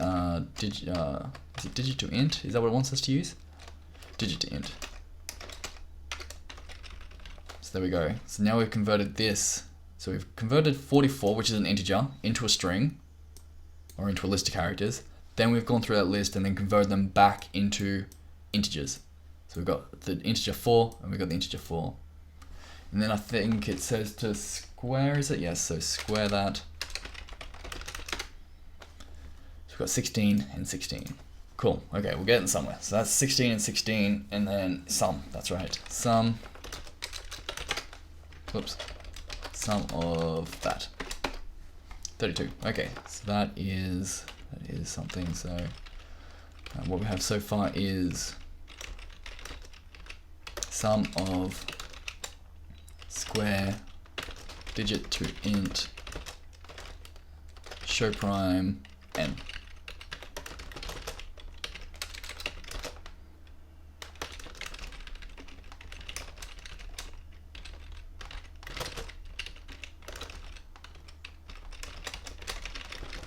Okay, and so that is the first part. Sum of the square of its digits eventually reaches 1. So sum of the square of its digits, that's what we've got so far. Sum of the square of its digits. Sum of the square of its digits, that's what that represents. Okay, now that needs to eventually reach 1. Eventually reach 1. How can we do that? So I mean, I think that means that we have to keep iterating on this, right? We have to keep doing that and see if it keeps reaching. So see if it reaches the same sequence before, same sequence again. If it reaches the same sequence again, then we say, hey, it's repeating itself, so cancel out and say no, it didn't get to 1. Otherwise, it did get to 1. I think that's what we have to do. Okay. And that is where produce comes in, is it? That's where produce comes in. So we produce with n. Yeah, that's right. We produce with n. So we've got produce. Yes, right. So that's where the repetition comes from. Right. Okay. So we have to keep repeating it. So that's what produce does. Okay. So we do produce.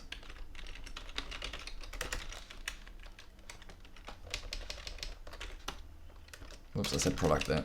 Produce.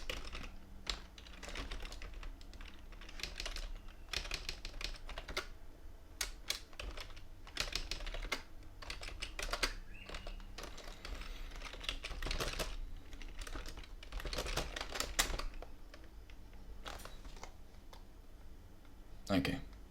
Couldn't match expected type int. Okay, so I have to say, whoops, to integer, I think it is. There's a little bit of weirdness there that we have, when we do sum, we get back an int instead of integer, and n here is an integer, so we have to do something then. We have to actually just convert it back to an integer. A little bit of annoying, Haskell numeric type stuff there, which is a little bit annoying, but. Alright, so now we get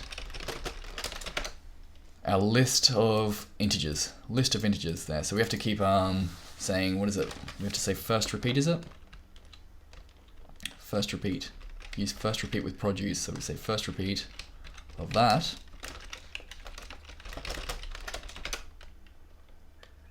Which gives us back an optional integer, and we need to see if that is, it says use contains, doesn't it? Yes, contains. Cool. Okay, so now we've gotten that, and we have to say contains 1.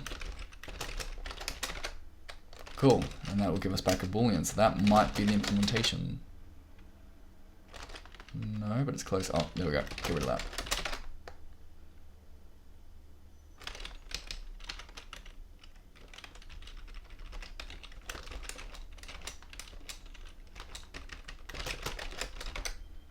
There we go. Okay, so let's indent this a little bit.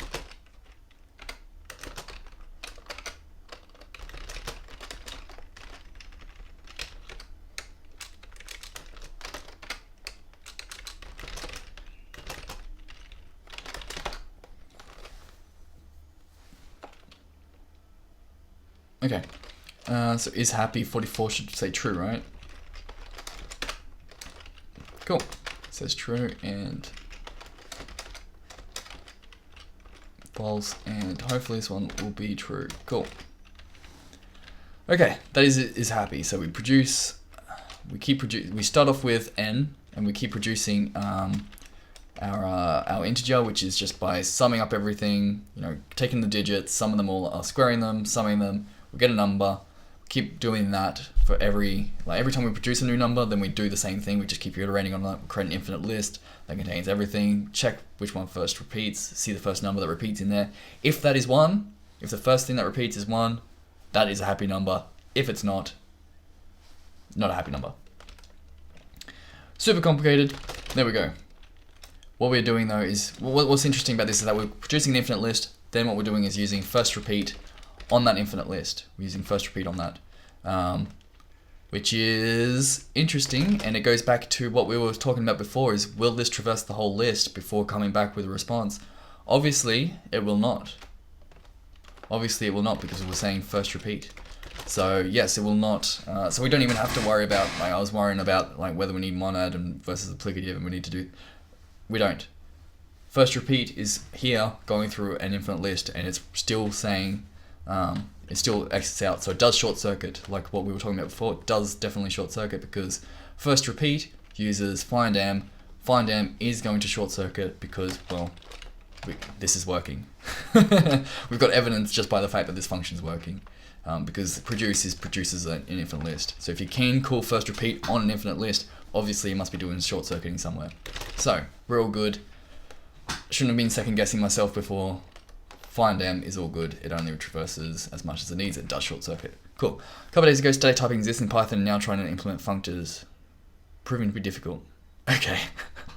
Are you trying to implement functions in terms of like type classes, or are you just trying to implement the func data type?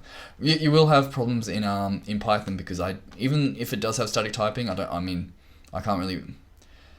I'm skeptical of that claim that Python has static typing. I'm not sure to what extent that those types would actually be static. But even if it does have like actual useful static types, it probably doesn't have the things that make things like functor possible, which is what we call higher kind of types. So here functor is f. So instead of it, so f takes a type variable here. So f takes a type variable. So it'll be difficult to do this because you will not be able to abstract over type constructors in Python. I'm pretty confident of that. If they have implemented static typing, they wouldn't have implemented the idea of abstracting over type constructors. And this is something that even Java can't do. So Java can't even implement these ideas.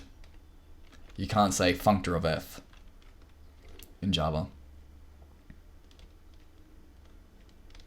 Our compiler itself actually straight up ignores the type annotation, so it shouldn't actually change what's possible, to be honest. Oh, okay, so it's got like an external static type annotation. So maybe you could write a type.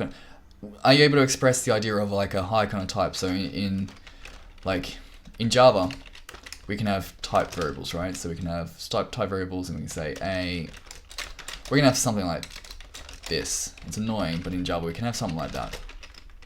So we can say the identity function. Well, let's get rid of this b. Actually, let's put it in. Let's use const. So there we go. We've got const.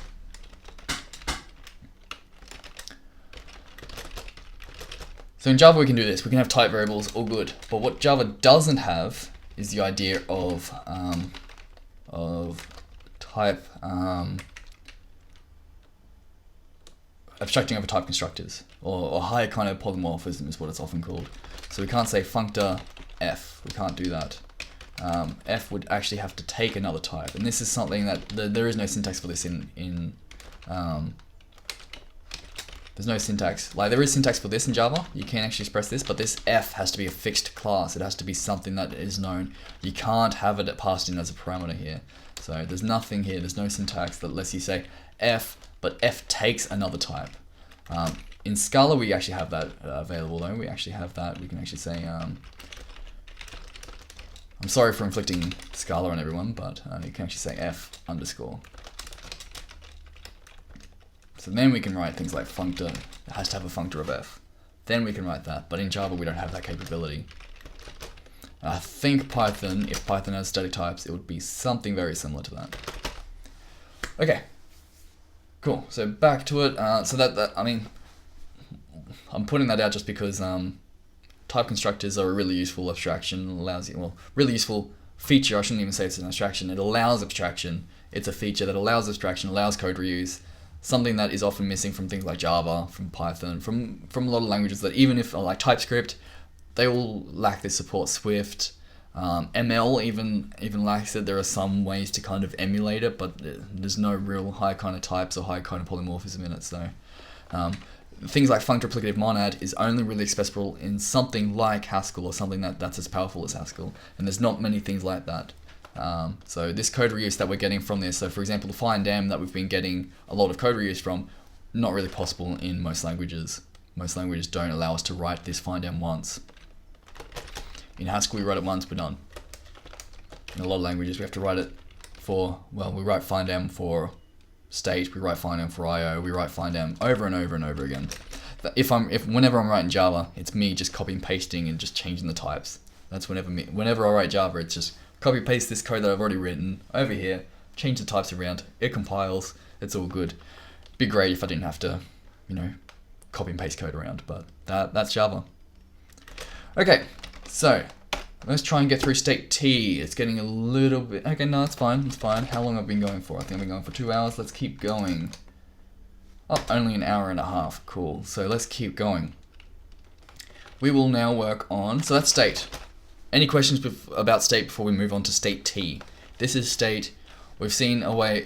It's a way of grouping. It's a way of grouping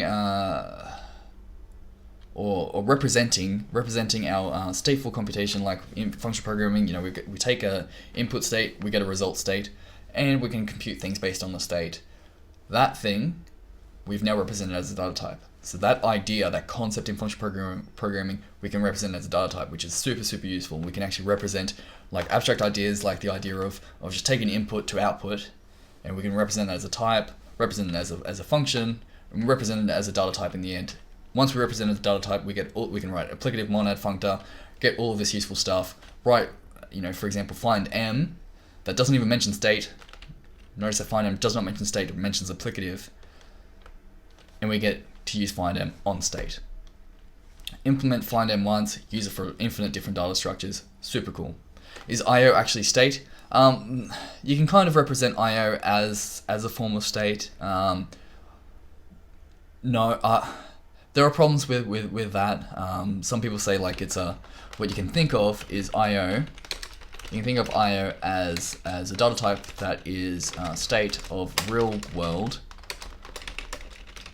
of something to, well, yeah, so state of real world. So it's something that takes in, so IO can be like a data type.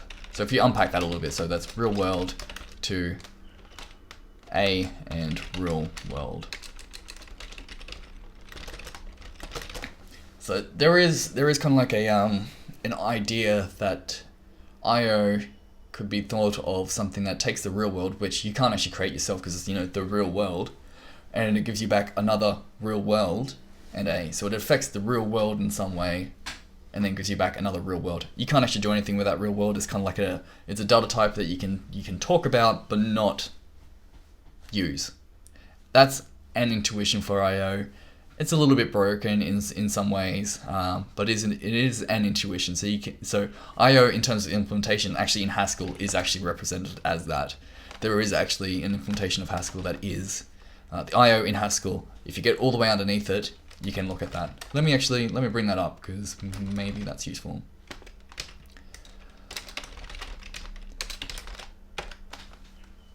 There we go. Control monad st real world. Thank you.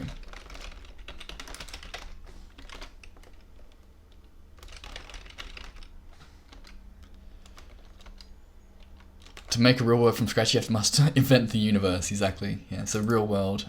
So you can actually access IO's value using that. There is a way to actually get access to it even more though. There's like some sort of GCIO, I think, exposes something. Maybe not. There is something somewhere where you can actually access the underlying IO types value. Anybody remember how to do that?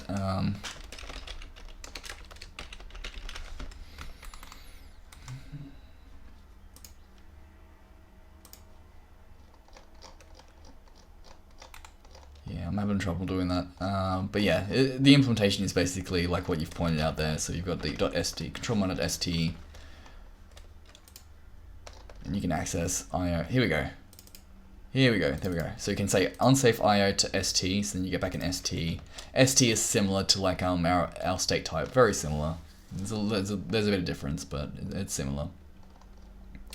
So yeah, you can convert IO into a state of real world and A. So yeah, you can actually, it's deeply magical, as you say, so it's a bit dodgy, but yeah, it's an intuition. Okay. It's in principle pure unless you tell your runtime to do special things with IO actions. Yeah, it's possible for you to kind of... It depends on the runtime. Like, yeah, Haskell's runtime allows you to kind of step outside of purity and do some dodgy things if you import certain things. Like, I should be a little bit more precise with that. Haskell as a standard doesn't allow you to, so the Haskell language doesn't allow you to. GHC Haskell that everyone uses does allow you to kind of step outside and do things when you want to or need to, or it's very rarely by accident though. It's very difficult for you to kind of step outside, to be impure by accident. It's very difficult to do that. But Haskell as a standard is pure, and there's nothing really exposed inside the Haskell standard that allows you to step outside of it. Okay, So IO, yes, can be thought of as a formal state. There's a little bit of hand waviness there. I mean, as you can see, where was it? Deeply magical, primitive. So, deeply magical, yes. So yes, it can be thought of it with some deeply magical thinking. Cool.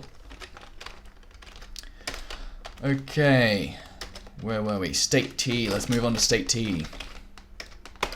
Okay, so remember that when I talked about, when we went through compose, we talked about how functors compose, applicatives compose, monads do not compose. Monads do not compose, and we stepped through, and we didn't have like a formal proof or anything of why it's not possible, but we did kind of step through and kind of show why it's not possible, show why the types don't really line up, and we kind of got stuck. And so getting it stuck is not really a proof, but I think it kind of demonstrates where you get stuck and why it's not possible. Okay, so StateT is going to be our solution to this. So if monads do not compose, but StateT is a monad, state is a monad, then we might want to take state and put it around some sort of other thing. So we might want to have like an IO of state. We might want to be able to, we might want to do IO, like execute IO, as we've got some state involved, which is like remembering something in memory. So for example, if you had like a console application where someone could enter in a person's name, and then they could enter in a person's name, and they could enter in a person's name, you might want to remember all three of those people in memory using state. Since state doesn't compose, since monads do not compose, therefore we can't compose state with IO, right? We can't compose state with IO and get the monad. We cannot get the monad just by saying, take the state monad and take the IO monad, put them together, give me a new monad. Can't do it. The solution is to write something where we manually allow this monad to be written for another monad. So StateT is the solution. We're going to step through this. Eventually when we get down to monad, I think you'll understand the motivation, but for now, what you have to understand is that what we've done with state, so this is exactly state, except, we've added a T on the end. We've added a T on the end of the names here, and we've put an F here. That's the only difference. That's the only difference. So state looked like S to an A and S. Now we have an F involved. So we've got an S to an F of A and S. Okay. IoT state S a mean you could build up IO action inside a state that you can only execute once you use run state. If you could do it with IoT state S. You are going in the same direction we're going, I think, except instead of IoT, you want StateT. I think that's what, I think you're creating what this is creating. So StateT, I think you're reinventing StateT, but you put it IoT, is StateT. So state is transforming the IO. So for example, here we'll have StateT, and let's say the state again is a set of A's, or S, or set of A's or whatever, IO A, something like that.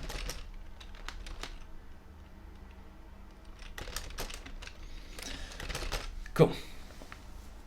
Wonder what would happen if you tried to do the opposite of StateT. I'm not sure what the opposite of StateT. If you try to do an IoT, you won't be able to do that. There's a reason why you can't do IO or like an IO transformer. You can't transform anything over IO because the only way to, there's no way to, you get stuck when you go to implement that. It is good exercise. Please have a go at implementing the IO transformer, which would look like, I'm not sure what that would even look like. Have a go at implementing that. That is a good exercise. I've tried doing that, and it's a good exercise.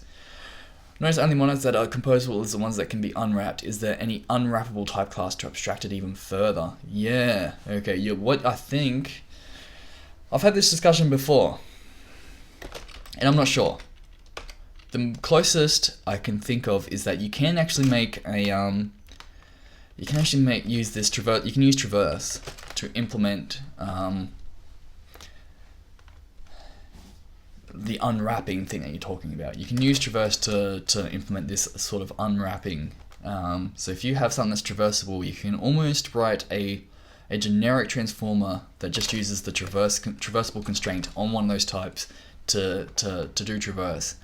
But then And here's where I've so someone's done this, right? There's a library I think called, I can't remember what it is, M. There is a library that does this in Scala. Here we go, M. So there is a library that does this, and it just uses traversable to implement. So it just uses, so when you do this lift M, all it's doing is just doing a heap of traverses until it gets to the right type. So they've written a library here, so you can say here optional T of either T, and you just use, it just does traverse. So it's actually like really just a option of an either, sorry, task of option either, and when you go to do these, it'll just traverse them to the right place and make all the types line up. So that just uses traversable, and where I've gotten stuck with that is, I don't know if the monad laws hold. I don't know if you can derive the monad laws from these. I'm very skeptical. I'm very skeptical that you can derive the monad laws for given traverse. I don't know if you can derive the monad laws, and I'm skeptical that you can. I've had to go at actually trying to prove whether you can or can't. I gotten stuck on the proof, so I actually don't have a proof either way. I just don't have a proof that this M thing over here, I don't have a proof that this does uphold the monad laws, and so there are a couple of things that it does that are weird, and I think it's because it's not actually a monad. So to answer that question, I think you can make something that's like unwrapping, but then you have a problem of proving whether, of saying that once you've implemented unwrap, now it's a monad.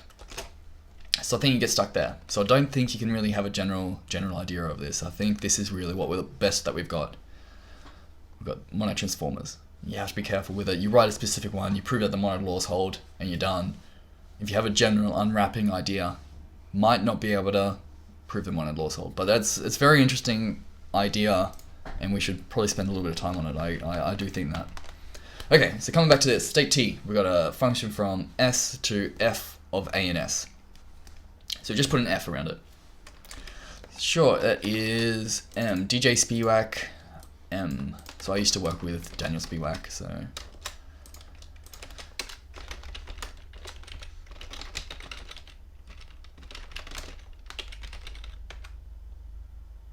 Okay, I think I got that link right.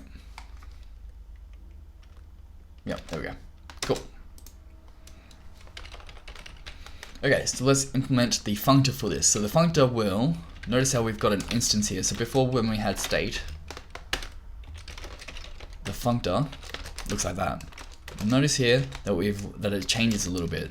We've got a functor for F now. So to implement a functor for StateT of S and F, so notice how we've got the other parameter in there, this F. So this is some other type. So this could be IO. Think of IO of, like, if you're thinking about F, replace that with IO in your head.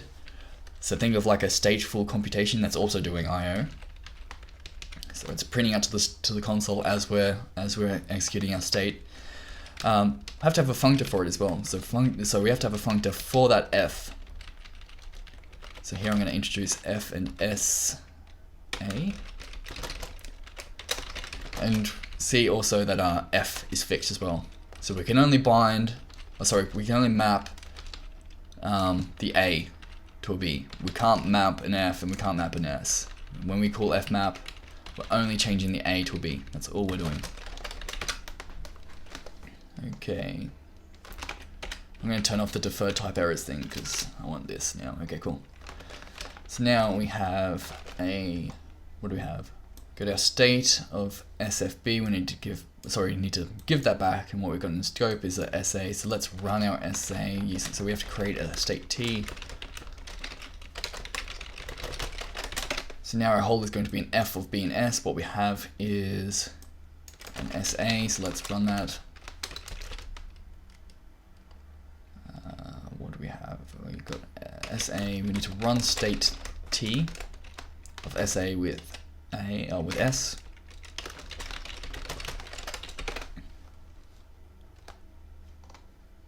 And now we have X, which is an F of A and S, and we need to give back an F of B and S. And so we've got this F in the way, but we know that we can fmap on it because that's also a functor. So what we can do is fmap. We get back, well, let's put a hole in here, and I should say that we need to give a function from A and S to B and S.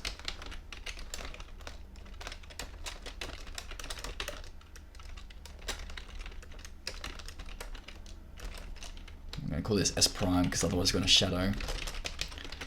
And to go from an A to a B, we have to use this F. So F of A, and that should be our implementation. There we go. So hopefully that made some sense. It's very similar to what we did before. The only difference is now that we have, so we did a run state, and then we use that. So here we did a run state, and then we used it. The only difference is that we have to fmap now. We have to fmap the F, so this F that's involved, we have to fmap that, and then run it with our function F. Okay, very similar to what we did before, just that we've got a functor involved now. We've got an F inside of it, so we had to fmap. Okay, so now we have to implement applicative given that F is monad now. So we have to know that F is monad to implement the applicative. And so pure will hopefully be similar. So we had to create, what was it last time? We had to create a StateT.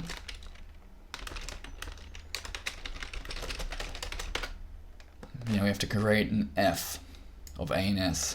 So before what we did is we just returned an A and S, and now we have to create an F of A and S. And well, we don't really have another way of creating an A and F. We have to use pure. There we go.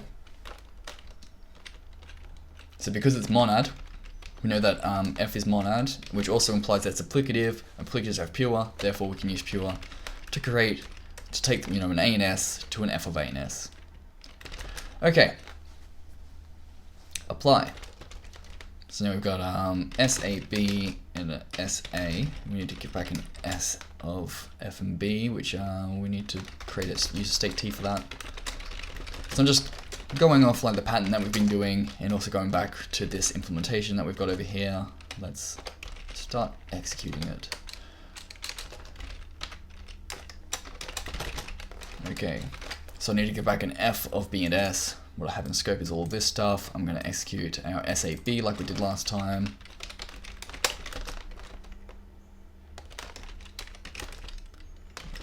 So I have to run StateT SAB with our S. And now what do we have? We have an F of A, B, and S.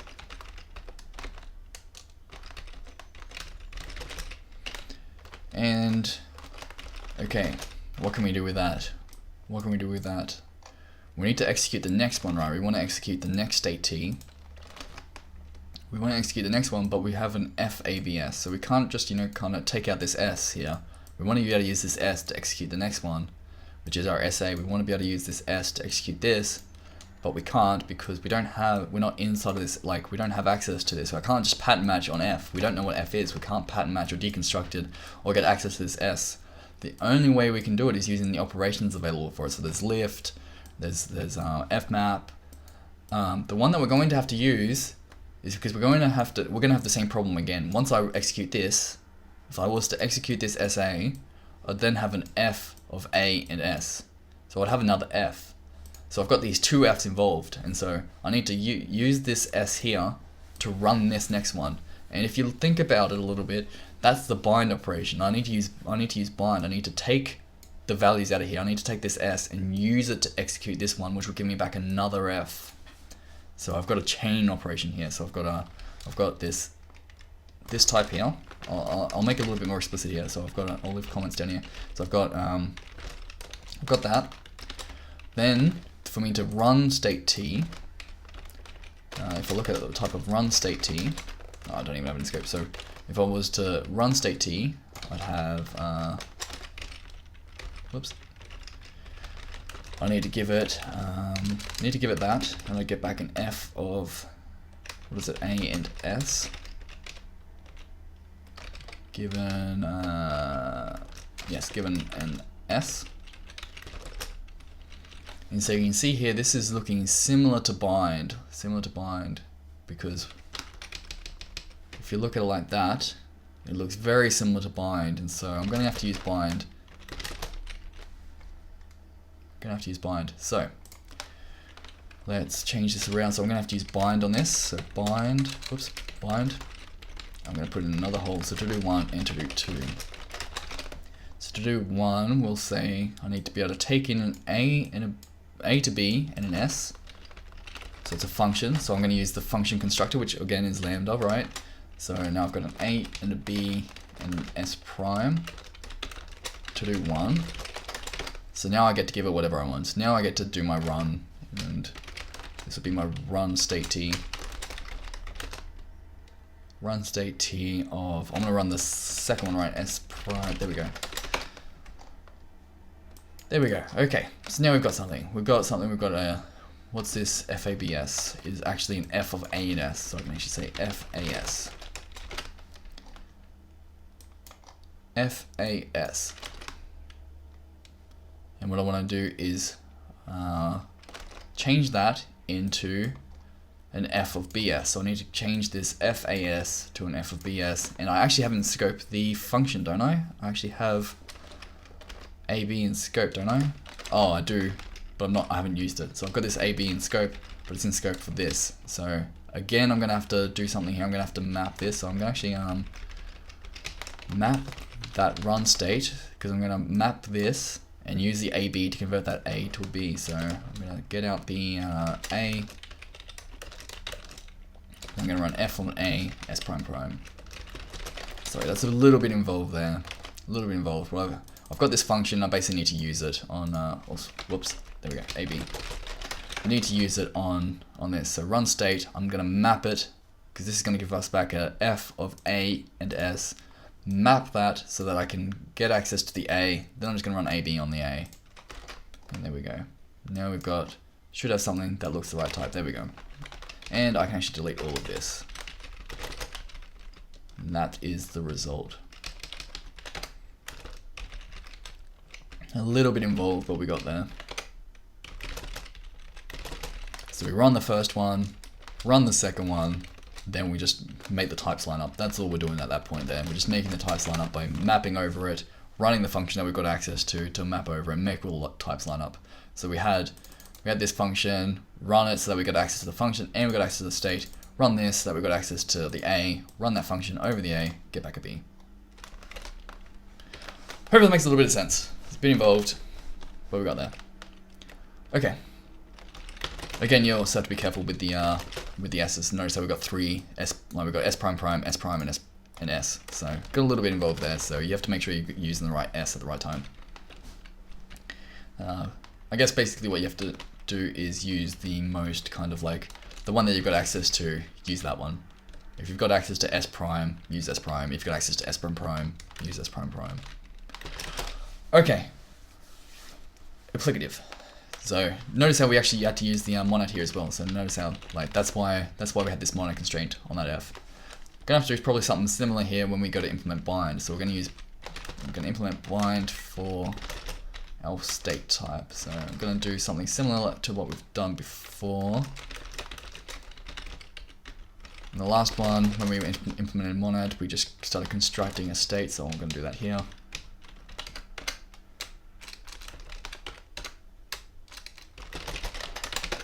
Okay, now I have to return back an F of B and S, and what I have in scope is all of this stuff. I've got this FA, so this is what I'm really going to have to use. The only thing that mentions B down here is this thing, so I know I'm going to have to use F in some way. I have to use F, and I've got all of this stuff in scope. The only two things I can really do with these to get an A, because I'm going to need an A for this, the only two things is I can run it like I did before, so let's run it. So this is going to be an FAS. It's going to be wrapped in an F. Okay, so now we've got an F. So we need to return back an FBS, and what we have is an FAS. So I need to chain this together again. So obviously this is going to use the monad. Because what I have is here an F of A and S, and I need to use that A here, this A part, to implement this. And so if I use bind, then I'll make it into a function that takes an AS to something, and so I'll run that. So if I put a to-do hole in there, you can see that I've got access to A and S now. Got access to A and S. So now that I've got access to A, I can pass it into F. So let me do that. Access to A and S prime. So I can pass that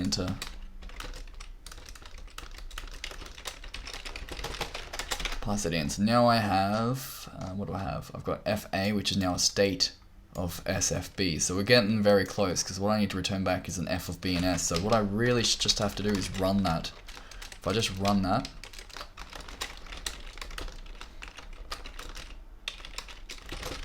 whoops, if I just run it, it should have the types line up now. There you go. So the types are now F and BS, which is exactly what we want. So there we go. That should be it.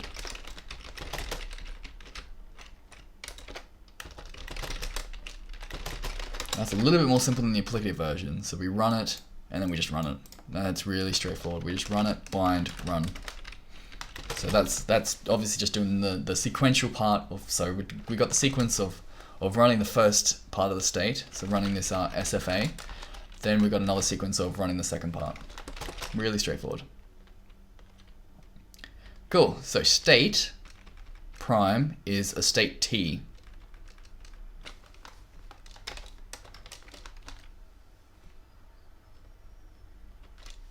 Sorry, let me know if I'm having internet issues. It looks like I might be. Let me know if you can still see me, because my internet looks to be going kind of slow.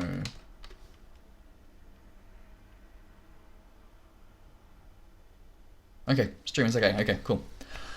Okay, so state prime is a state T specialized to exactly one functor. So exactly one is just a functor. Yes, so exactly one is just a functor that has one type. So really what we're doing by specifying state prime is we can actually recover the state type that we already wrote. So we can actually recover this. We can actually say, well, imagine if this F was just kind of like a wrapper, which is exactly one. Imagine if it was just a wrapper around A and S. So imagine if this F was kind of gone. So like imagine if it was just something that just held a value and that was it. That is exactly what exactly one does. And so you can actually derive, using state T, you can actually derive the original state that we wrote. So the state that we wrote already can be driven from state T. And that's all that's showing. So state prime is normal state. Wrapper around A and apostrophe S. Yes, so here we go. So state prime is super straightforward. It's just a normal state now. So we got F.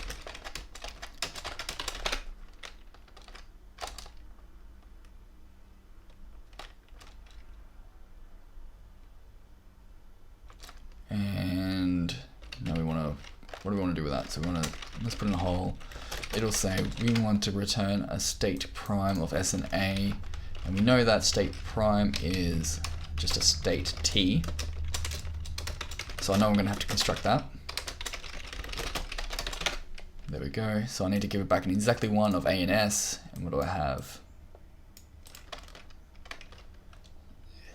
A and S, and I need to, I've got this F, so I can actually run that. So I can say let A and S equals, actually what we can actually do is exactly one of FS, right?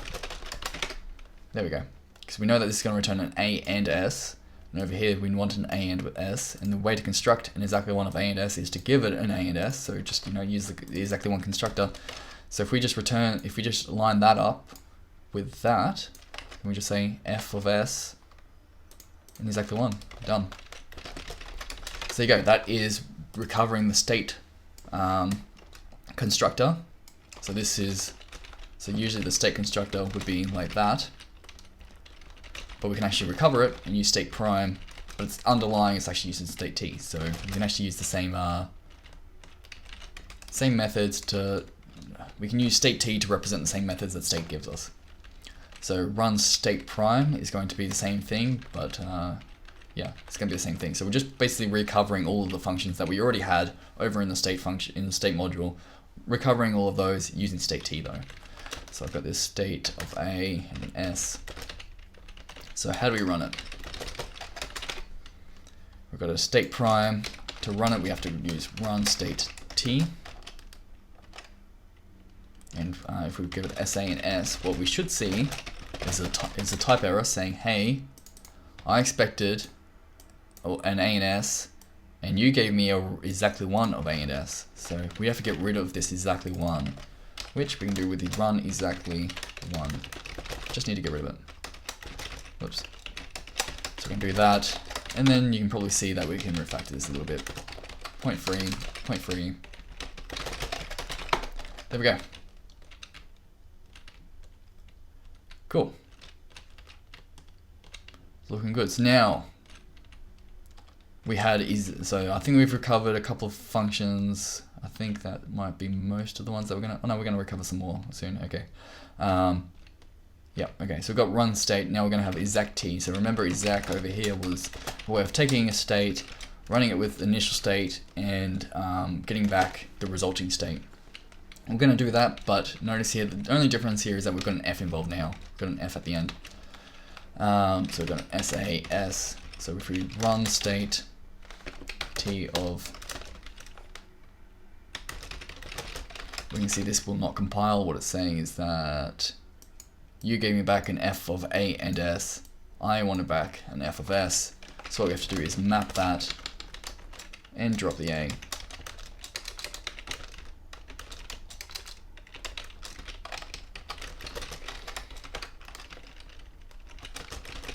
So we're just mapping this. So now we had an F of A and S. So if we just map over this F and we just change the A and S, we just drop the A and give back the S, makes the types line up, we're all happy.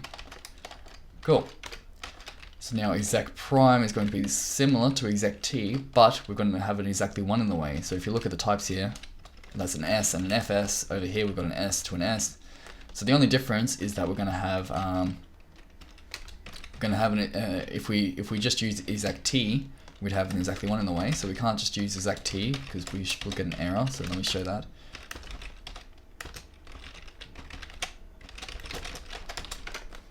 It will say, here we go, expected an S to S, but you gave me back an S to exactly one. So again, we can just say run exactly one.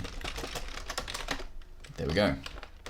So we're able to just say run exactly one for each one of these, and we get back the original version that we got from state. So it makes it look very similar. So this function, instead of saying state of SA, we now have state prime SA, but otherwise the function is exactly the same.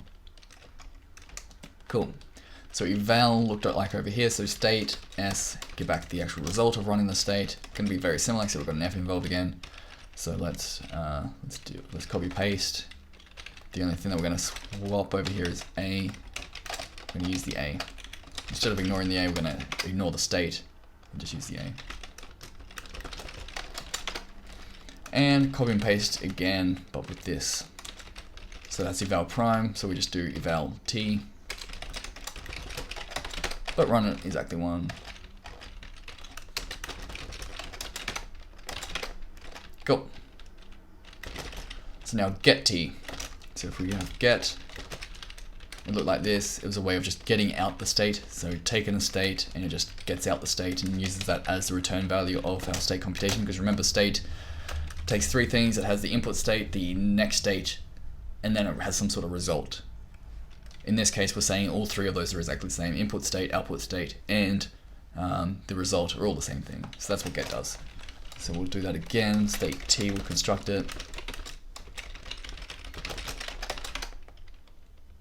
So we need to give back an F of S and S, and what we have in scope is an S, so obviously we want to use pure, because that's the only way we can get an F. There's no other way that you can get an F, so we have to use pure. S, S. There we go. And this is interesting that says monad, because I think that should say applicative. Because we're only using pure, we're not using bind, so therefore it's just, monad is a bit too specific there. May as well use it with applicatives. Cool. So put T. Put T was a way of ignoring the current state and just updating the state. And also we had tuple as the, we had a unit as the result of doing that. Okay. So what are we doing?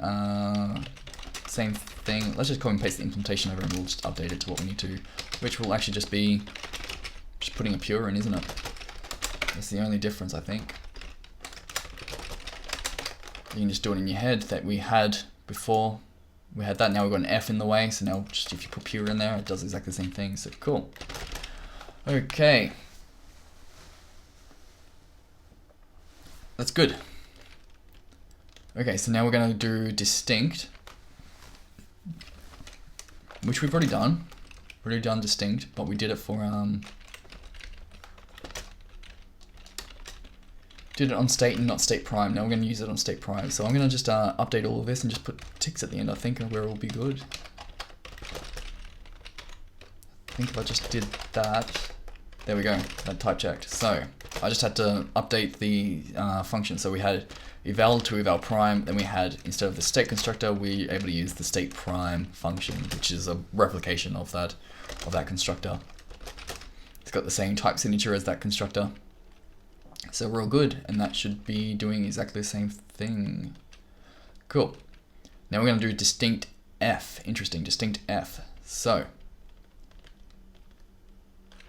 remove all duplicate elements in a list. However, if you see a value greater than 100 in the list, abort the computation by producing empty.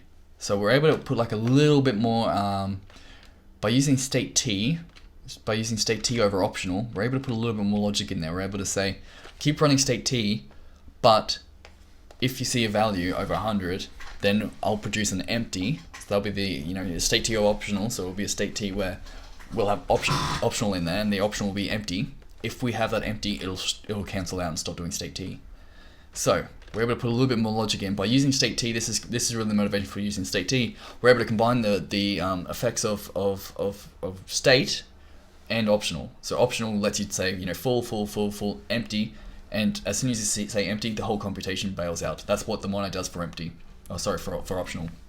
The monad for optional will let you say full, and as soon as you get an empty, short circuits, done. You get back empty. So as long as you get fulls, it's all good. As soon as you get empty, cancels out. So that's what that monad we're combining with StateT. And so StateT, obviously the monad, keeps state. It just modifies state, so it has input state, changes it. So it's, you've got imperative programming, and then you've got this optional data type. Combine them together, you get a new like more powerful version of imperative programming. So yes, so we're able to kind of compose together.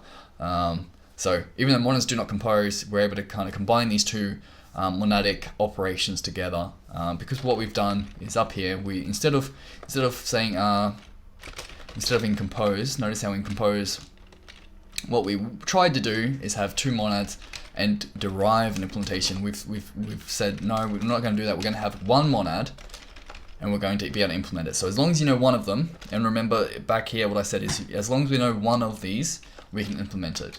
And the one that we want to know is like the inner one, like the idea of like the inner thing here. So I think it was G. If we knew what G was, then we were able to implement this. So that's what we've done here. That's really what StateT is doing. It's saying for StateT, here's the implementation, here's the monadic implementation for it, but we can use the monad for the inner type here. Sorry, for the outer type. So we can use this kind of outer type to represent, we can use the monad for the outer type, but then we've also got state interleaved inside of it. So because we've implemented the monad to do state management, we can use state management down here, and also combine it with any other monad. And in this example, we're going to use optional. So we're going to get the behavior of imperative programming and short circuiting. Combine them together, we've got like a imperative short circuiting monad. Super cool. So we've written StateT once, we've written optional, we've implemented the monads, we're all good.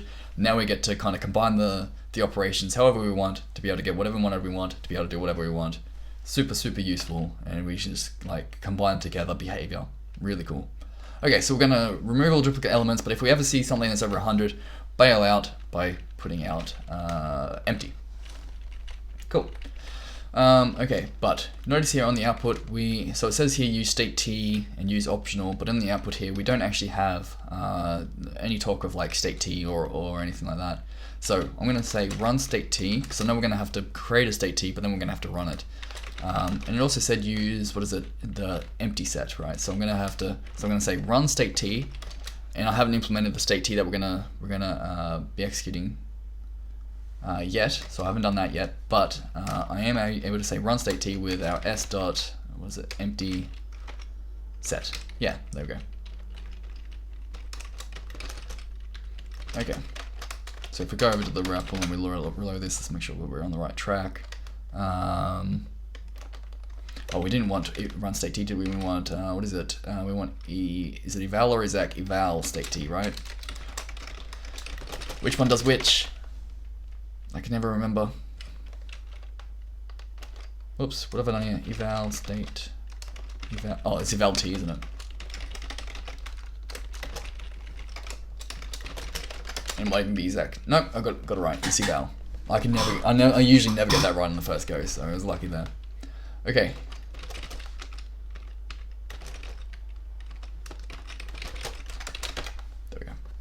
Okay, so now what we have to return is we have to make this. We have to make a StateT of optional list A takes in. So this is going to be the state. That's going to be the other monitor that we're going to be using, and then we're going to have a list of A's. Cool. So we're going to have our state, and now our to do will either be. Whoops, what have I screwed up there? Oh, I have to actually construct the state now. So that's a StateT. Here we go, getting closer. So we've got an optional, and we have to give back a list of A's and our new set. And what was distinct again? What was the implementation for distinct above? It was filtering. Do we want to use filtering? It does say use filtering. Okay, use filtering.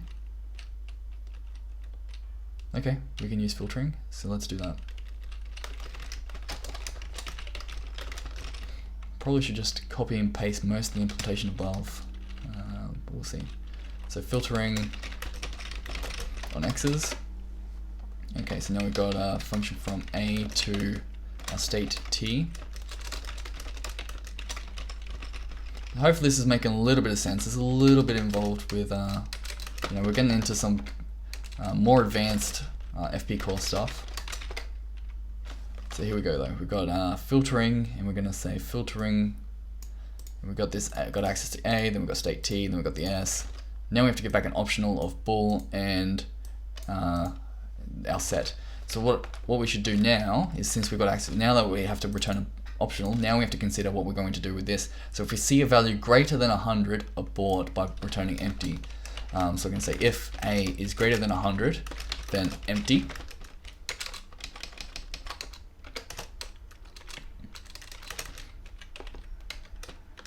Else to do. So if we see it greater than 100, return empty. Otherwise, we're going to do something else, and that to do is going to be, well, I guess it's going to be full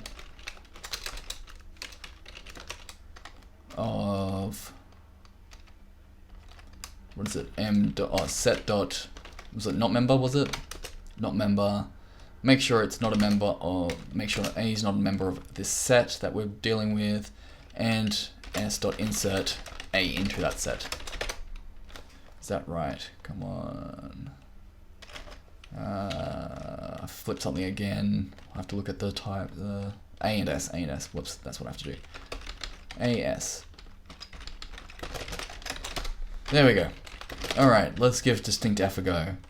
So you can see here, all I've done is it's basically the same implementation as before, except now we've got the opportunity to return an optional. So before we had like state prime, so we're saying just turn back not member and insert. Now that we're using StateT rather than state prime, I mean state prime eventually comes down to StateT in terms of implementation, but state prime deals with exactly one. So instead of exactly one, now we have an optional. And so because we've got access to the optional, now we can actually do optional things. So we can say if A is greater than 100, empty, otherwise keep going. Okay, so now let's do distinct F. We'll say 1, 2, 3, nil, and this should be the same thing. And if I put in another 1, it should return that. Good, this is all good so far, all good. Now if I put in 100, it should still be good. But if I put in 101, we should expect this to say empty, right? There we go. How awesome is that? How awesome is it that we've gotten so much code reuse that like we can just kind of like copy and paste and say actually, and also do some optional stuff. Super cool. Like this is the motivation for StateT. We have now gotten a function that does state and also does optionality, and we've written, we were able to just have the same implementation basically as what we had before, except now we've just said, okay, and optional. Really good that we can just say, change that option, eval prime to an eval t, and now we've got optional behavior. Super, super slick. That is the motivation for mono transformers. Okay, now we're going to do some more mono transformers. So we've had, up until now, we've had StateT, now we're going to have optional t. So this is the optional mono transformer. So so we've been transforming state up until now. Now we're going to be transforming options. So our optional type. Okay, let me know if my chat's still working. It hasn't updated in a long time. I don't know if people are just not chatting or if I've got network problems or not. Okay. Cool, so optional T, yes, optional T. Okay, no, we're all good. Okay, thank you. Cool, so optional T, so we're making the optional mono transformer. So let's go through this real quick. This will be a little bit more simple than the StateT option. So, sorry, the StateT mono transformer. So we've got F and we've got this optional A.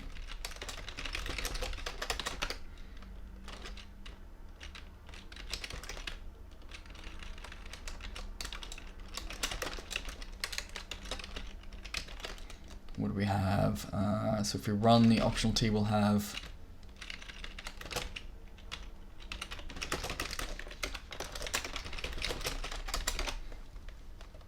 an F of optional A. So if I map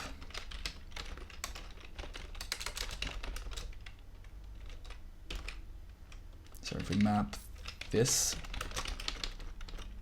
and then we map it again, that'll make all the types line up. No, it doesn't. Oh, I have to say optional. There we go. So that's just saying run the optional T, which will give us back an F of optional A, map over that, so we're mapping it, so we're into here and we're accessing the optional A. Then I say map that, change the A to an F, and then we just wrap it all back up in optional T. Super straightforward. Okay, now pure will be, let's put in a hole, we need to have an A in there. So now we need to give back an optional T. So we say optional T pure, because it needs to be an F. We don't have any way of dealing with F, but it needs to be an F. Then it needs to be inside of an option, so we just say pure again, and there we go, that should be the same thing. And then we can just change this to composition and write it in a point-free way.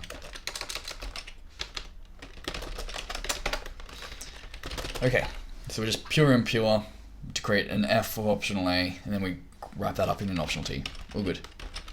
So now we have an optional AB and an optional A.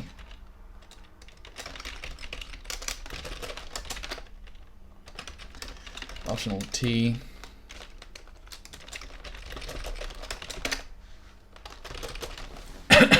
So what we are going to do is, what we should be doing is looking at the implementation of compose, because this is exactly, we've already done all of this. So notice here, instead of compose, we've just had optional T. So up until now, so because applicatives compose and functions compose, we can actually use the same implementation for these. Because what we're doing is just composing two functions together. It's really straightforward. There's nothing really fancy about how optional T is working here. So we're just composing them together. You can see that this implementation is the same for compose and optional T for pure and fmap, and it will actually be the same for apply here. So I can actually change this down here to that and change it to optional T.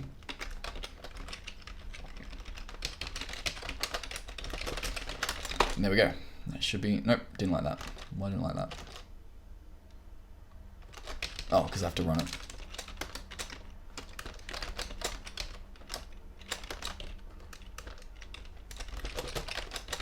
There we go. Okay. So really straightforward, applicative and functor, really straightforward for optional T, because what you're doing is just composing together the underlying things. So for functor, you're composing together the fmaps. For applicative, you're composing together the pure, and also you're composing together the apply operation. So all really straightforward.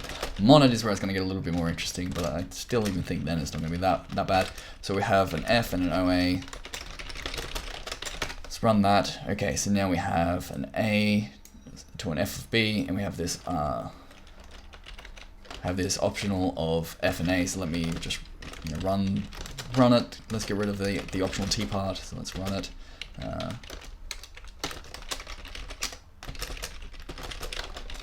Okay, so now X is an F of optional A, and what we have to get back is that.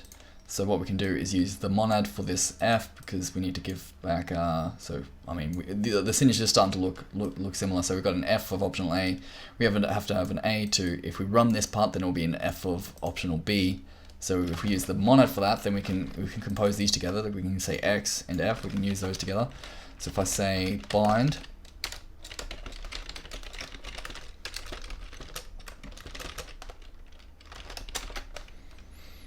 so this hole is now, I need to give back an optional, sorry, this hole here is I have to give an optional A to an F of B1.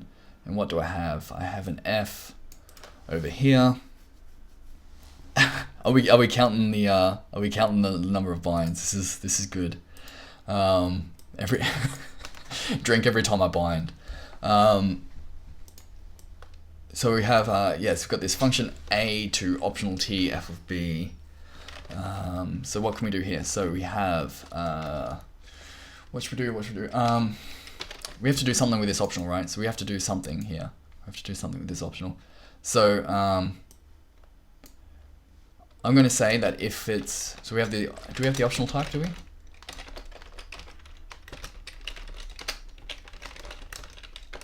Map optional bind apply twice. No, we don't. Okay.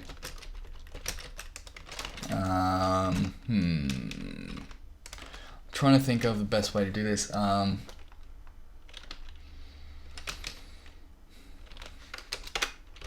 Let's do some pattern matching. I don't like it. Let's do some pattern matching for now. I don't like it, but we'll go with that. So we've got, if it's an F, or sorry, if it's a G of full A, then run F with A. If it's a G of empty, then pure empty. And so what the goal is here really, oh sorry, run optional T. The goal here that I'm trying to do is just make it, so G's type will be something like, we'll take an optional of A to an F of optional B. That'll be the type of G there. That's really the goal of G. So what I can do is then bind it into that. So I'm just looking at this type, right? We have to give back given an optional A, and we have to give back into an F of optional B. That's going to be the actual type that we're going to need. So I'm just writing that thing here, and there's only really something that we can do here. If the optional A is full, then we can actually run our F over here. So this function that we've got, we can actually run that. If it's empty, then we have to give back empty. This is the only possible implementation. We have to give back an F of optional B. We don't have any B, so it can't be full, so it has to be pure empty. So that's what I'm doing there. So if I run this, what it will say, if I run this, it'll say error, you gave me an F of optional B, I want an optional T of B, so that just means I have to wrap it up. That's all I have to do, optional T. And there we go. There we go, pretty straightforward. And I can actually change that to like a where. Because it doesn't use anything in scope, does it? No, it doesn't use anything like that. There we go, so we can do that. Cool. So, the optional T monad transformer, the monad for this, all it will do is run it. If it is full, keep running it. If it's empty, return empty. So that's the logic in terms of monad. The monad for optional T just checks if something is empty. If it is, bails out. So that's kind of like the short circuiting thing. Like it will short circuit whenever it finds something that's empty. So that's all. That's the only implementation that we can really have, and that's what it does. Cool. So now we've got this new logger type. Logger is just a type that has an A, and it also has a list of L's. A list of L's and an A. So it's a combination of two different values, a list of log values and just any value that you want. So that's kind of like when we were talking about state before, we had like the state type, and we had like just a like the return value. You can think of this very similar. Instead of being the next state, this is going to be the current like log messages, and A is going to be whatever we want to return from our computation of logging. So we've just implemented optional T. Now we're going to implement a logger data type, and you'll see why we have both of these data types in a minute. Obviously, if you think about it for a little while, you might be able to figure out how we're going to use optional T and logger together. Okay, so we're going to have f, and we're going to have our logger type. So there's actually no way to run our logger like everything else so far. We've had like a field accessor, so we've had this field. Logger doesn't have that because logger has 2 fields, and so it's a little bit more involved. So we're going to have 2 fields. So we're going to have ls and a. So to map a logger, to map it, we have to return back a logger of L and B. What we have in scope is lots of different things, so we have to create a logger. Log messages stay the same, and we can just run F on the A part, and that is fmap. So you can see this is very similar to like the Exactly1 data type, except it also has some sort of log messages with it as well. So now the applicative. So to create a pure logger, what can we do here? How can we create a logger? How can we construct a logger? So we can use the logger constructor, and logger takes 2 values. It takes an A and a B. The A is going to be a list of L's, and the B is actually going to be A, so we can actually fill that part in. That's easy. We can fill that part in. What is this A going to be though? We need to make it a list of L's. How can we create a list of L's? How can we create a list of L's? There's actually only one possible value that can fit here. There's only one way we can create a list of L's. We don't know what L is. We have no idea what L is, and we don't have any L's in scope, so we can't construct a list that contains any L's. So we can't create a list of length 1, can't create a list of length 2, can't create a list of length infinite. The only possible list we can construct here, because we don't know anything about L, we don't have any L's, the only possible thing is nil. Only possible thing. We can only construct, we're going to put nil in there just because we don't know anything about L, we can't construct any other list. The only possible list we can construct is the empty list. So it has to be that. Logger is actually paired with the first element being a monoid. Exactly. That's exactly what we're doing. Okay, so since you know that, that will give you the answer for how to write this apply here. So we've got a logger of A and B and a logger of A. Actually, I should write, so we've got a logger of column L1 A, B, and logger L2 A. And we need to construct a logger.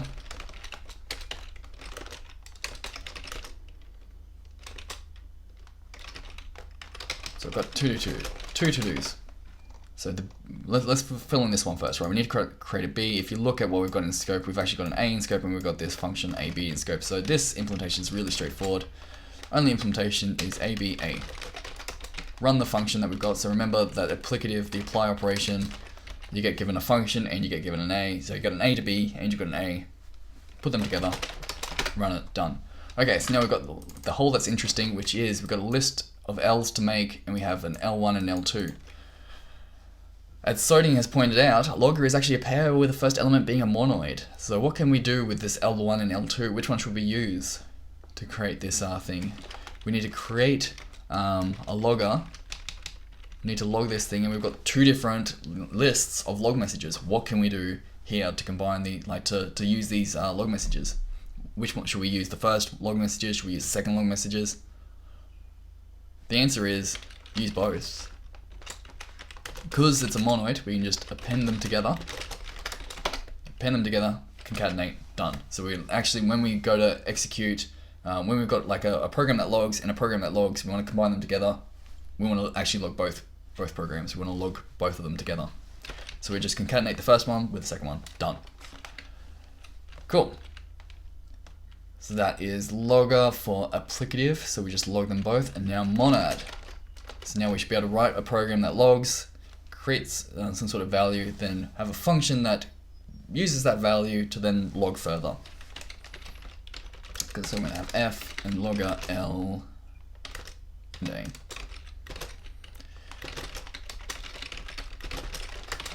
So there we go. So now we've got a function that takes an A to a logger LB. So what we could do is just say FA, and notice that type checks. It type checks because what we have is this F, and we've got an A, and that needs to be a logger LB, and it returns a logger LB. So this type checks, and you might see a warning here that we have not used L's.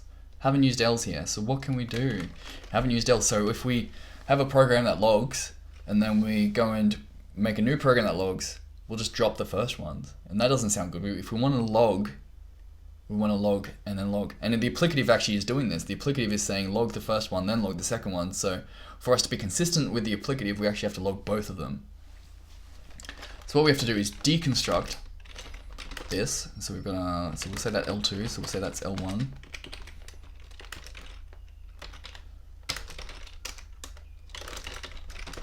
So yes, and then we'll say L1, L2, B. So if we just deconstruct the result here, we can deconstruct it and say, actually, I want to run the second one, but give me the log messages, and concatenate that on the end of the first log messages we got. And there we go. That's the monad. And this is called the logger monad. If we wrote a more general version, so notice how we've used list here. As Soding is pointing out, if we generalize this, notice how we're just with the list, we're just using two operations. We're using nil and we're using concat. Only two operations we've used in the monad, applicative, and functor. Only two operations. So we've used nil and we've used concat. If you generalize the idea of nil and concat, you actually get something called a monoid. So a monoid is just a generalization of the idea of an empty element and an element that kind of concatenates things together or appends them together. So if we generalize this, we could actually get something called a writer monad. So you might have heard of writer before. It just says that instead of using list here, use some sort of abstract type, and then use some sort of abstract type, and then you get the writer monad. So logger is just a more specific version of a writer. So here we go. We're going to write a utility function that creates a logger that just logs one value. So if we've got an L and an A in scope, we need to create a logger. If we line up the holes, we need to return something here. We need to fill in this hole with an A. We've got an A, that's easy. We need to fill in this whole list of L's, and we've got an L. So how can we create a list of L's with an L? If you look at what we need to do, it's just logs one value. So it's just going to be L cons nil. Just a singleton list. There you go, that's log one. So we can actually test this out. Log one of hello 10. There you go. So that's our log message there. What I could do is say lift2 of plus. So let's say we had two programs that logged, so log one, and you can see here that we're combining these together. We're saying log out hello, compute the value 10, log out world, compute the value 20, and lift2 is just going to combine them together and say plus. So plus the two results together. And it's going to use the applicative to combine them together. So we get hello, comma world. So really cool. So that's the logger data types. Now, cool, we are getting out to the last exercise, and this is probably going to take a little while. It takes a little while, but we're going to do what we did before, which was distinct F, but we're going to make a distinct G function now, which does everything that we did before, which was bailing out by reducing empty if it's greater than 100. And also, distinct, create a distinct list.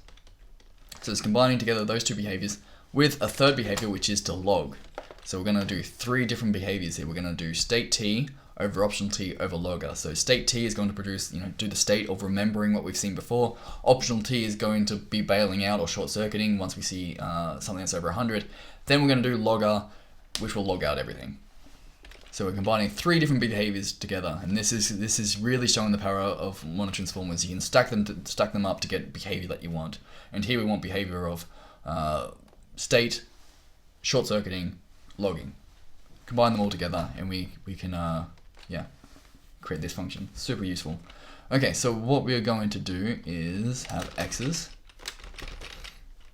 and then we're going to produce a logger of characters, and characters is our string type. With optional of list of A. So I'm actually going to copy some of what we had before. So I'm just going to copy some of this implementation down here. But I know that instead of optional, now we're going to have an optional T. So I'm going to say run optional T.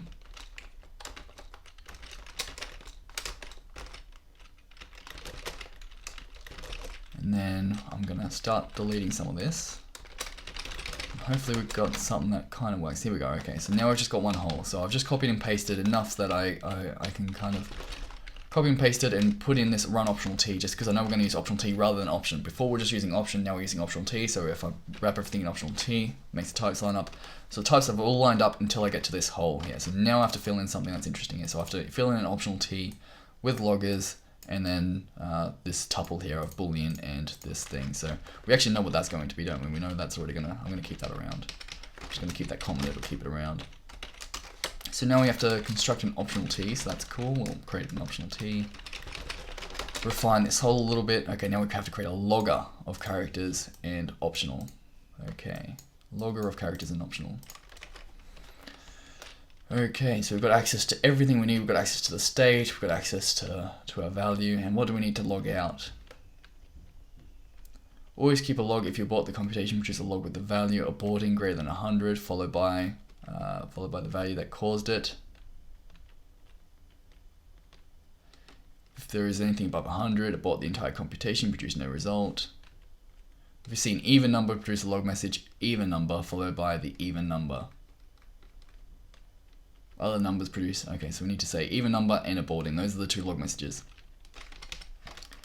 Okay, so which one should we tackle first? I guess we need to log out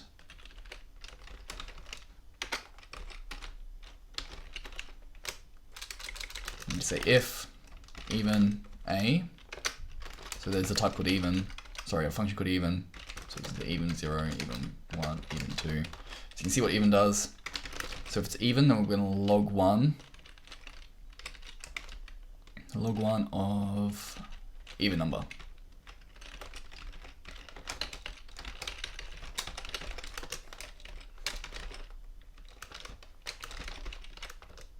And we're going to show the number.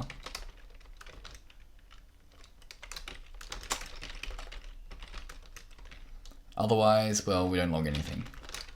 So I'm going to say pure.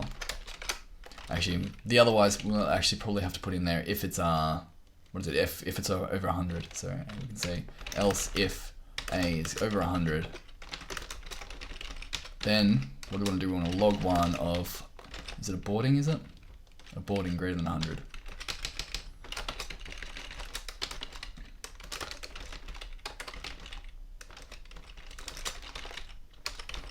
So I'm just going to put different whole names for each one of these. So we've got 2D1, 2D2, and 2D3. Okay, and hopefully this all type checks except for the holes. Cool, it does. So we've only got holes left. Okay, so now we have to give back an optional, and an optional, and an optional. And in this case, in the case that we're going to abort, obviously the optional is going to be empty. That's all cool. And then all that's changing here is that we have to have, we have to return two optionals, one for this case that's an even, and one that is the case that it's well, otherwise. So I'm actually thinking that we should flip this around. If we change if we change it to this, whoops,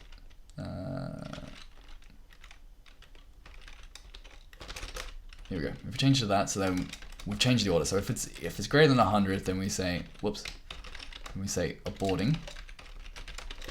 If it's even, like we want, what I want to do is try and factor out the duplication where we would have, so the duplication I would have would be just this, right? That's full of this. Let's do that. I'll show the duplication, then we can talk about it.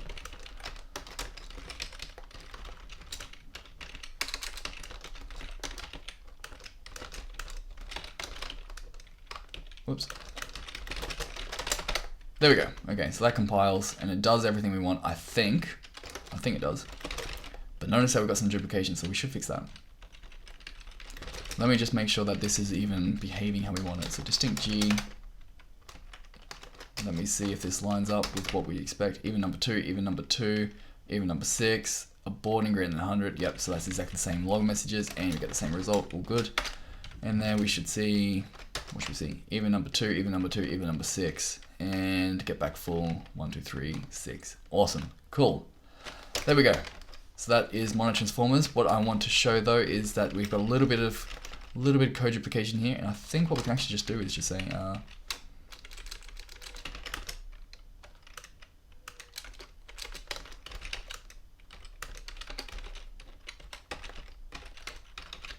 just do that, maybe even that should work. can do that.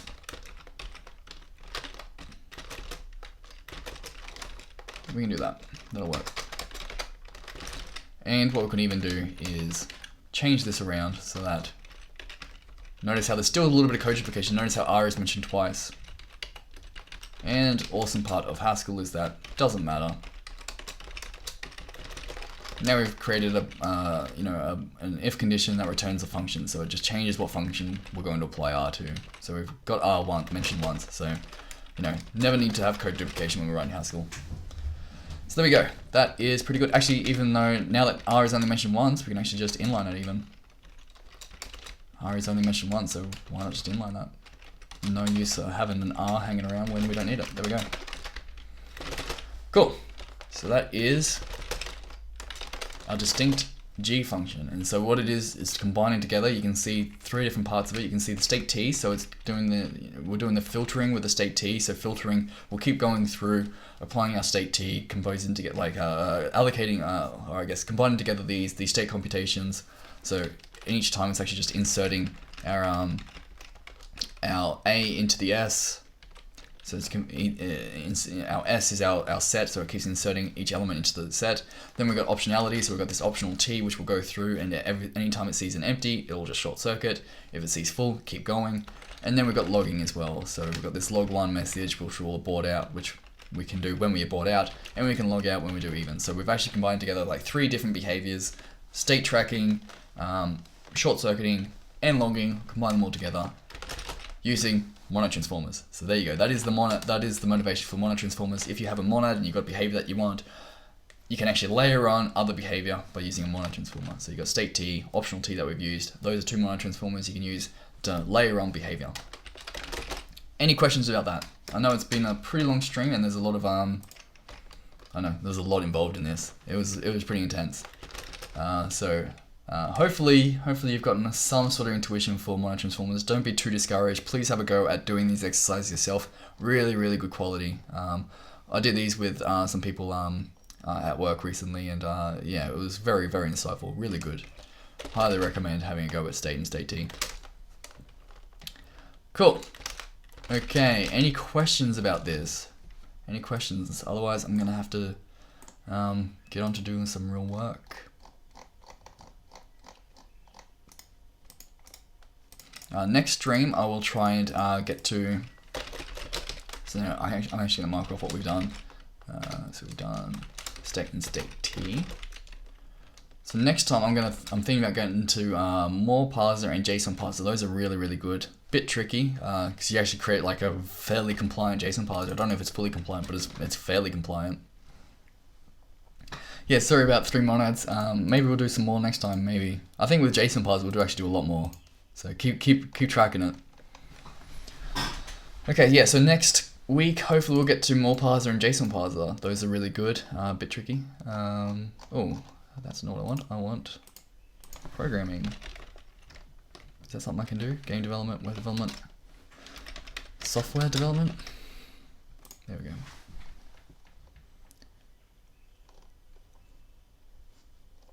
Who can we host? Who's doing something a little bit like functional programming?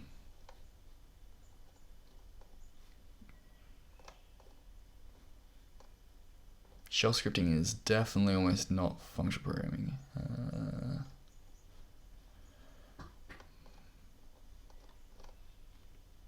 Okay, we're out of luck on the functional programming. We are gonna have to go to someone who's doing something interesting then.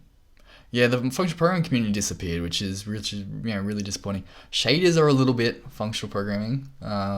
Shaders. I don't know what heartbound is, but yeah, let's go Jessica Mack. We'll go her. Alright, well, thanks for everyone coming in today. Thanks for tracking my binds, Soding. Hopefully you've enjoyed this. Yes, so next week we'll go on to the more parser and JSON parser. Really good, so stay around for that. Cool, okay, say hi to Jessica Mack for me, and I'll see you all next week.